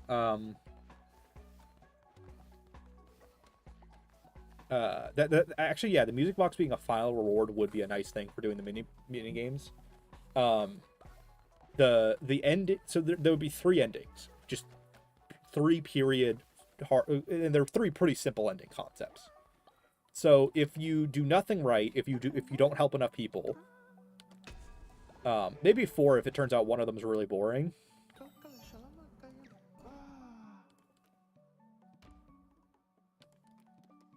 Gonna be a rat. A teal rat.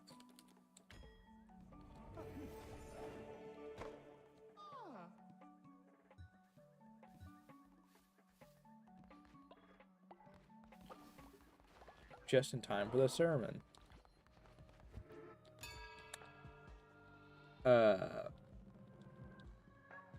So the maybe 4 endings depending on how complicated it ends up being. So I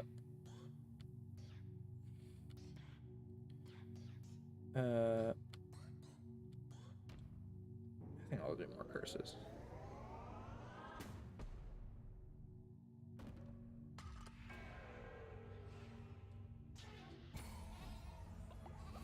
No, I think Scott would keep it as Funtime Foxy. There's not really a reason for him to have called the character Funtime Foxy if it wasn't his intention to. If this was like years later where we learned this character was called Funtime Foxy or it wasn't given a specific name, I could see this, but this was like half a year later. So I feel like, and in a game that, yeah, I think it would have been. I could see like an alternative half-step name where it's like Playtime Foxy or Fun Foxy or Foxy spelled Foxxie or something like that, where it's like kinda Foxy but not really. Did I get it?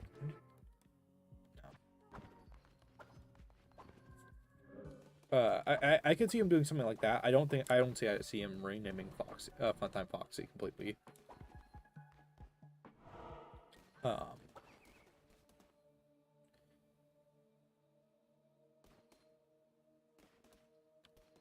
I mean, that would be an interesting.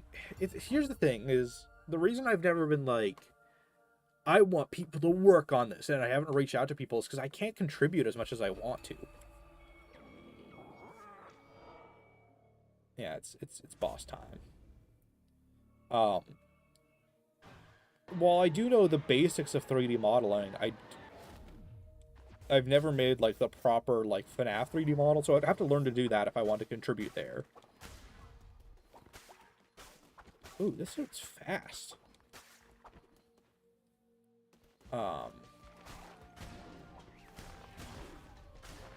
Dude, this sword rules.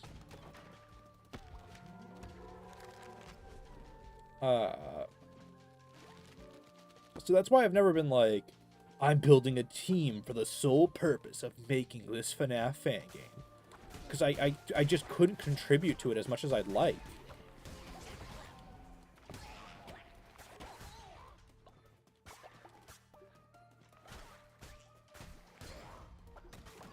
I need to play well so I can carry the sword to the end, because it's going to be one of my better options.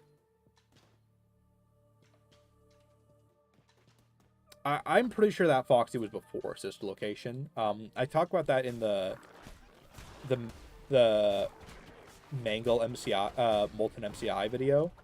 Because that's such an interesting... Because if you didn't see that video, the mini theory was the idea that... Because they make such a big deal that Mangle keeps being pulled apart for some reason. And there's like, well, kids can't keep them hands them to themselves. But Mangle's sprite in Save Them is called He Was Here. And that makes me wonder, is the implication that William is the one taking Mangle apart? And you might wonder, like, why would he do that? What does he get out of tearing the fox apart? I absolutely could contribute in terms of writing and, like, voicing and stuff, but it's, like, it's just not quite what I wish, because I don't want to be, like, a freeloader who, like, makes this game and then gets all the credit for all of the real, like, talent that goes into it. You know, like, I think I would want to be a part of it. So I can, like, proudly say, like, I was one of the core team members behind it, and not just the guy who wrote up a design doc that everyone else had to fucking figure out how to make an actual game.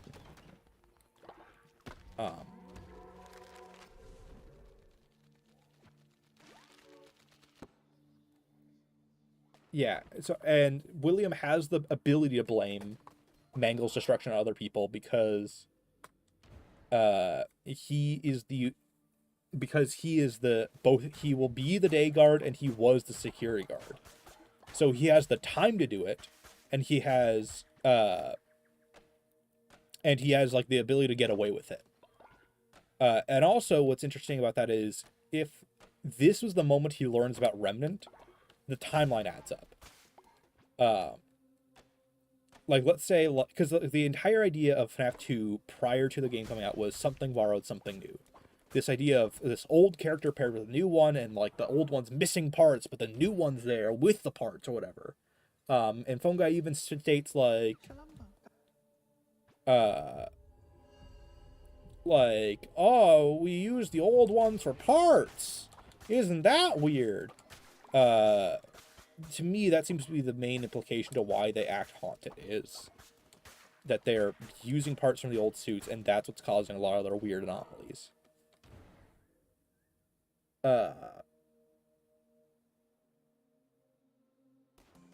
it would explain what He Was Here means, dialogue-wise. This is just like the bird killer sword. Wow. Just like every time kill... Oh, hey, this guy. Now I can fish. This is a cool... This just says straight up Stardew Valley's fishing minigame, by the way, if you've never... Yeah, there's work I could do on it, but I would have to, like, ask people if they were okay with that kind of workload. I'd also have to figure out how to coordinate a team like that, because, like, I've never done that. I've never coordinated a team to work on a video game, obviously. Much less work on one myself. I think I would be fine with it if I learned to do 3D modeling properly.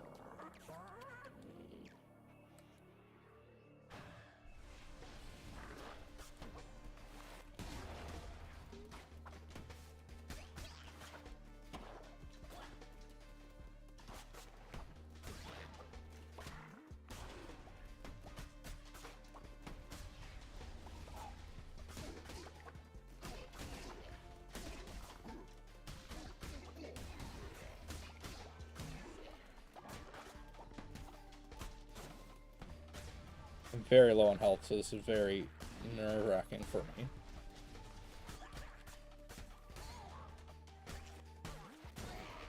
Health, please. Thank you. That's even one more hit's fine. Yeah. Yeah, I do think I could definitely do modeling if given the time to really learn it. I think once if I ever made This feels suspicious. Well, it will lead to something interesting. Or not. I thought that was gonna be like a curse tree or something like that. Ooh, overall weapon damage is actually going to be great. Oh, I have some weird, like, dark heart now. I just noticed that.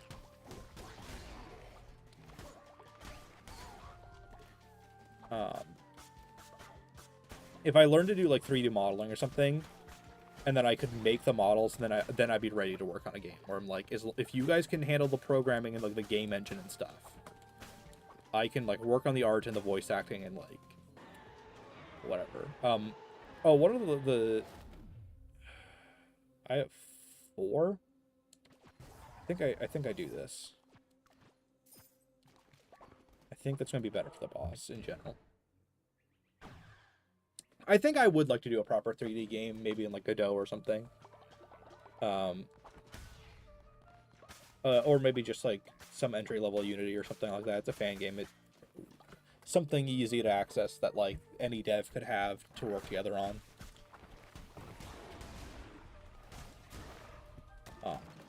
That thing is like, I could maybe get away with like buying one game engine or something for whatever purpose, but like if it's a team of people, they need to be able to work together on something. So it makes no sense to be like, I want to spend $600 on this free fan game that I'm not even sure I could make or have or work with people to make.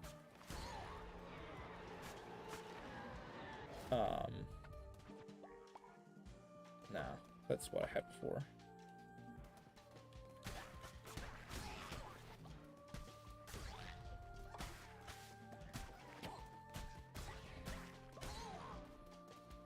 Sword just rules. It's just such a friendly weapon to use for like a gameplay.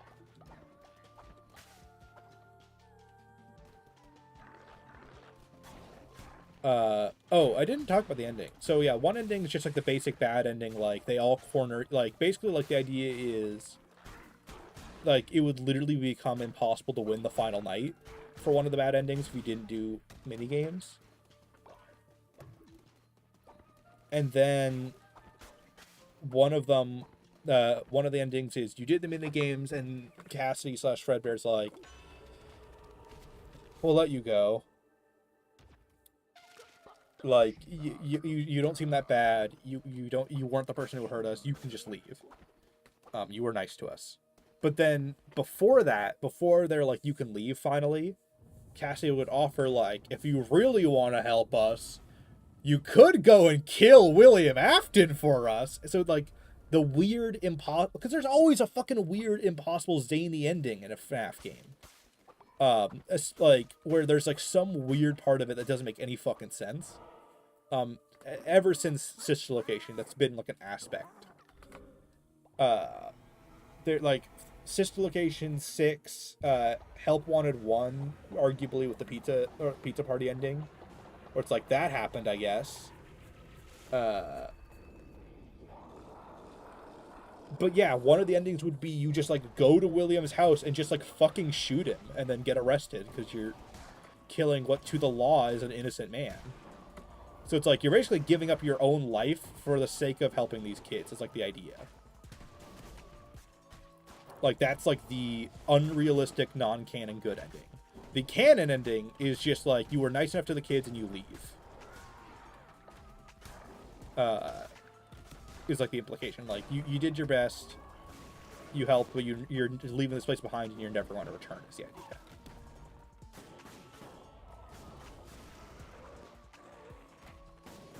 But just like the idea is like there's just one insane weird ending where you do this thing that obviously can't happen because William can't be dead.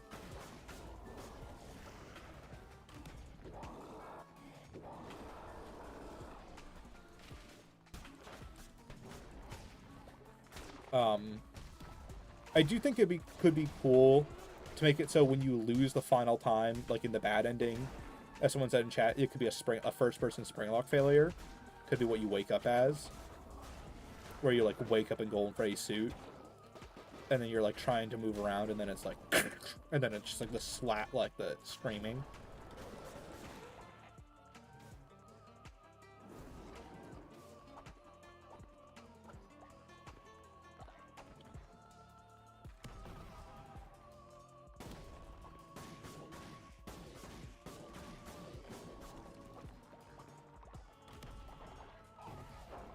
Like, keep in mind, I'm very aware the William Afton would be fucking weird and very jarring to most players. I think it's worth doing. Fuck you. Fuck you. But, like, I think that's, like, the right kind of weird zany thing for like, a game that's supposed to be canonically, like, the earliest Haunting. That feels like the perfect kind of weird.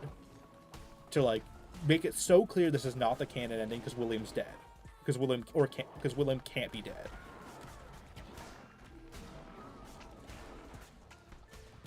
Obviously, like, just such a clear, unrealistic ending, but like that's what a good ending would be this early. Because it can't be a truly good ending like Happiest Day, you know? They can't actually find rest because they got to be haunted for the rest of the series. But yeah, exactly. It would be a bad ending for your character, but a good ending for the spirits. And then that's the idea of, like, are you selfless enough to throw away your life to help these kids? And the canon ending, you aren't. You're just like, I just want out of here, please. I don't need to be the savior. I just want freedom. And the bad ending, you get sprung. Or something like that. You just die. Like, the point of the bad ending is you die. Maybe there'll be a neutral, like, middle-of-the-road ending. Where you help, like, a minimum quota, like 2 or 3. And when I say kill William, the cutscene would be, like, you go, like, there's, like, it cuts to a door, and then, like, it fades to black as it unclicks, and it's like, hello, welcome to my place. I'm William. I sound like Pete from Mickey Mouse. I don't know why I gave him this voice. But he, like, opens the door, it's like, hello? And then you just hear, like, just, like, a gunshot or something. And then it's just, like, newspaper, like, local man found dead. And then it cuts to, then it'll be, like, because the other unique thing I would want throughout the game would be for you to talk back, for your player character to talk back and forth with the phone guy in this game.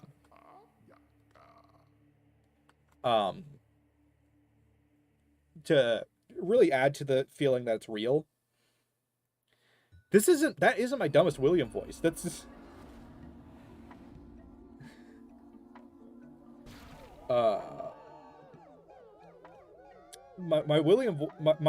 dumbest William is like, ah, yes, it is I, William Afton. No, that was like, Pizza Pete.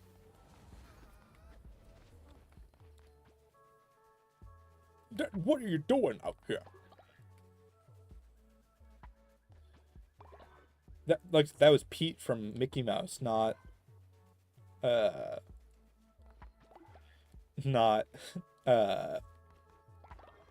Tick, which is the normal dumb William voice.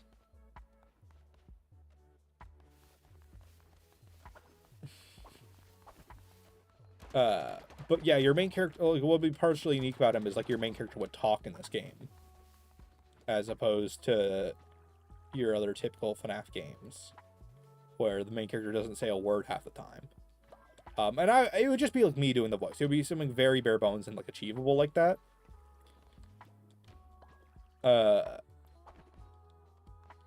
It would be, like, nothing special in that regard.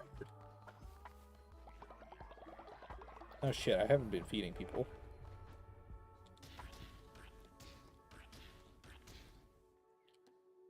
Is that overkill, food-wise? Yes.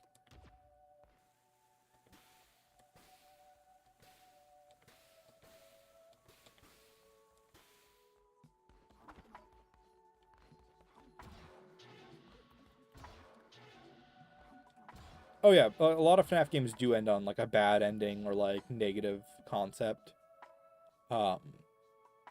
And this would be kind of one of those situations where you don't fully win no matter what. Because in like one ending you die, one ending you get away, but the kids still suffer, and one ending you go to prison. I think I might even push it further, because it would be death row, wouldn't it? In this instance, like you just randomly shoot a guy in broad daylight, go to his house specifically as premeditated murder. Like, no doubts about it. I think you just die in that timeline. I think that you just get the chair.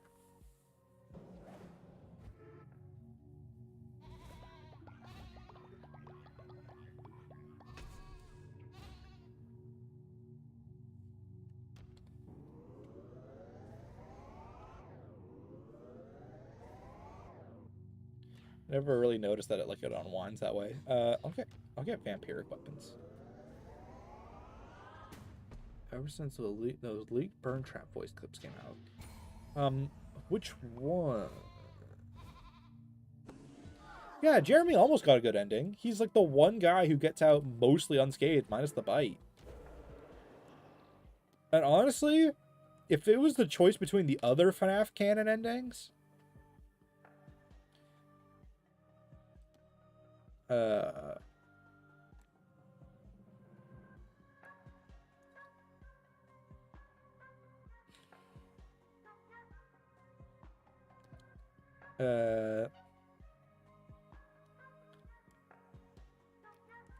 I think Darkness Within might be the best one. Yeah, you might be able to get away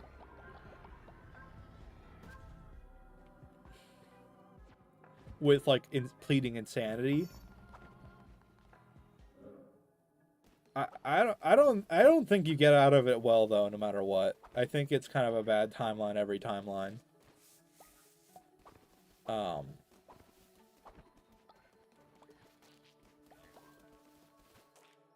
Oh, they actually take stuff. That's interesting.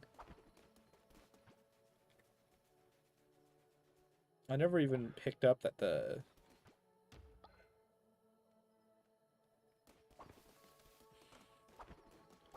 little crawly boys took stuff from you.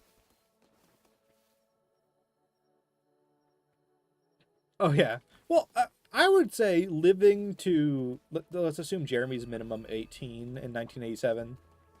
I would say living to, like, your mid to late 60s and having a kid is the best ending for a FNAF character you can have. Yeah, I feel like the best timeline for killing someone in broad daylight like that in a game is Asylum. Or you're on the run for the rest of your life. Neither of which great options. Can I just like blitz a ton of these out?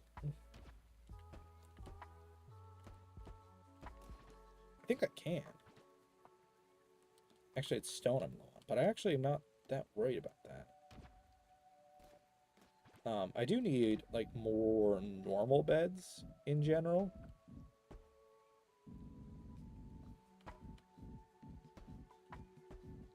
Just build a ton of these. Give my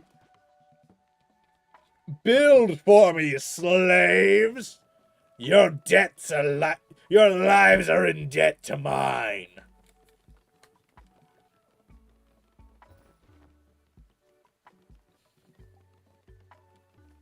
Like, I see no timeline where, like, yeah, the bites would suck, realistically, as an injury you could have. You know, like, if that really happened, it would be awful.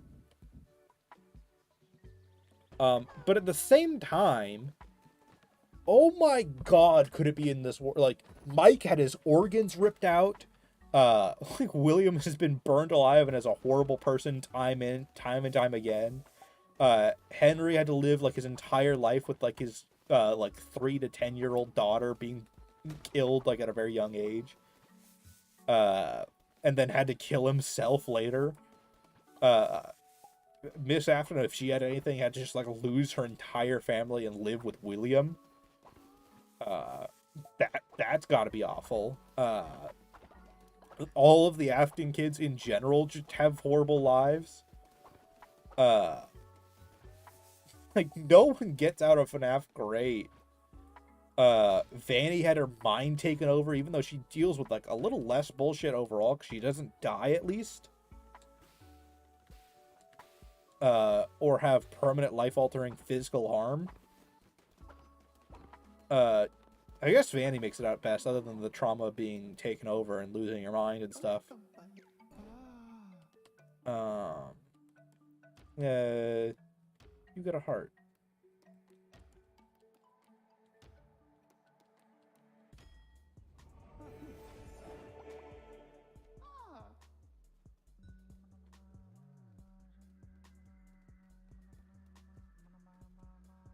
No, there's a huge problem with the theory that the crying child may not have died from a coma, and I'll show it to you because it's in FNAF 4. If you've played the game firsthand, and I have this because it's like right on standby because I used the footage in the video. Let me skip to the right before this.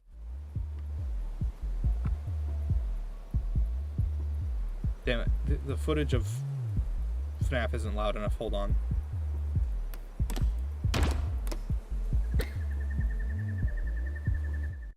Okay, let me mute.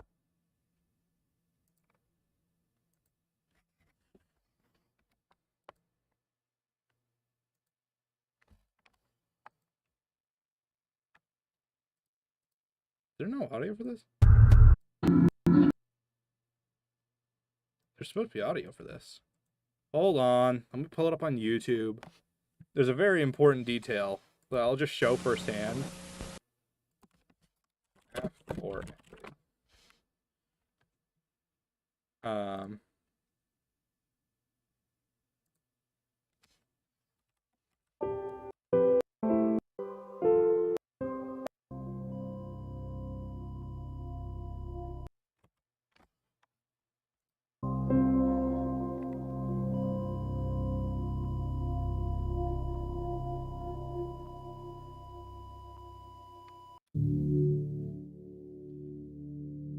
Spy victim flatlines. He dead.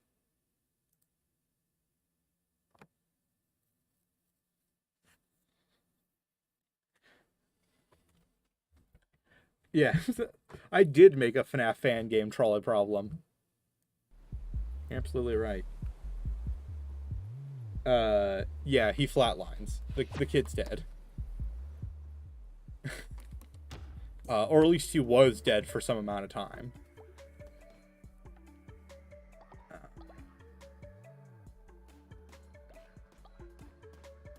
Oh, there's unused burner trap lines in AR. That's interesting. I don't remember that being talked about, if that was talked about.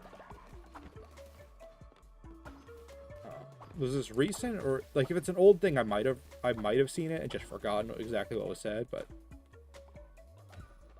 I don't know. I'm surprised my elderly guy I was given hasn't died yet. But I don't see him anywhere, so maybe. Oh no, here he is.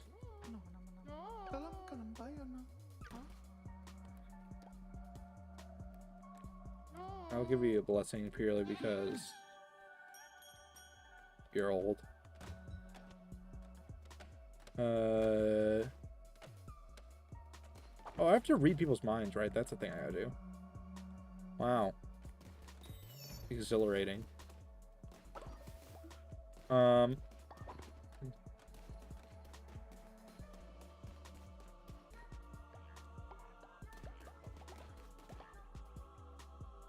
Oh, the channel is called He Was AR. Never mind.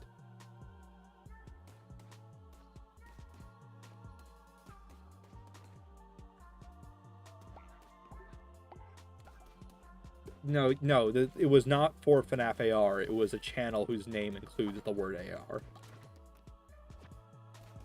That's something I just realized in chat.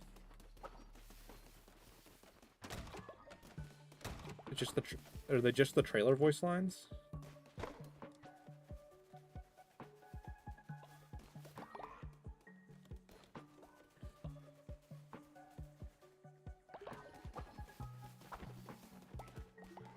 Let me...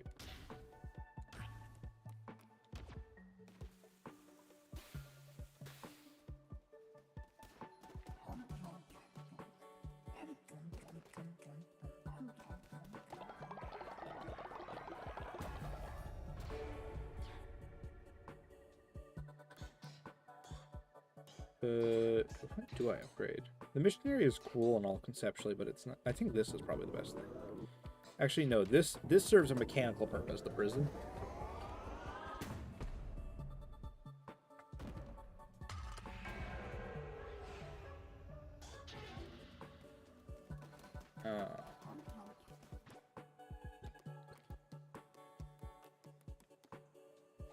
Yeah, I need money now.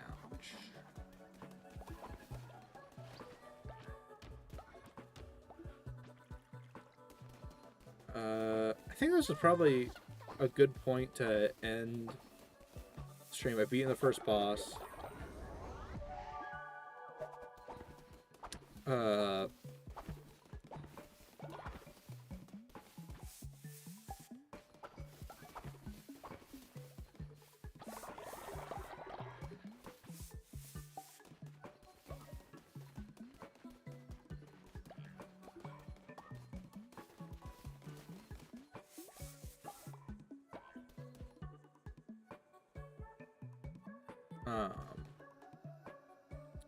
Yeah, I think I'll end around here-ish.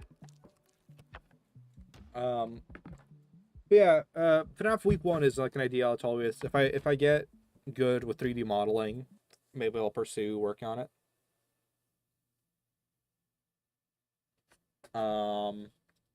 I'll have, yeah, I'll see if anyone can cover the programming for it. And then I'd really flesh out like the design document and like make like proof of concept renders of what they would look like and stuff like that. But who knows? I think that's all I have really to say for the stream. It's currently 3 a.m. from my perspective, so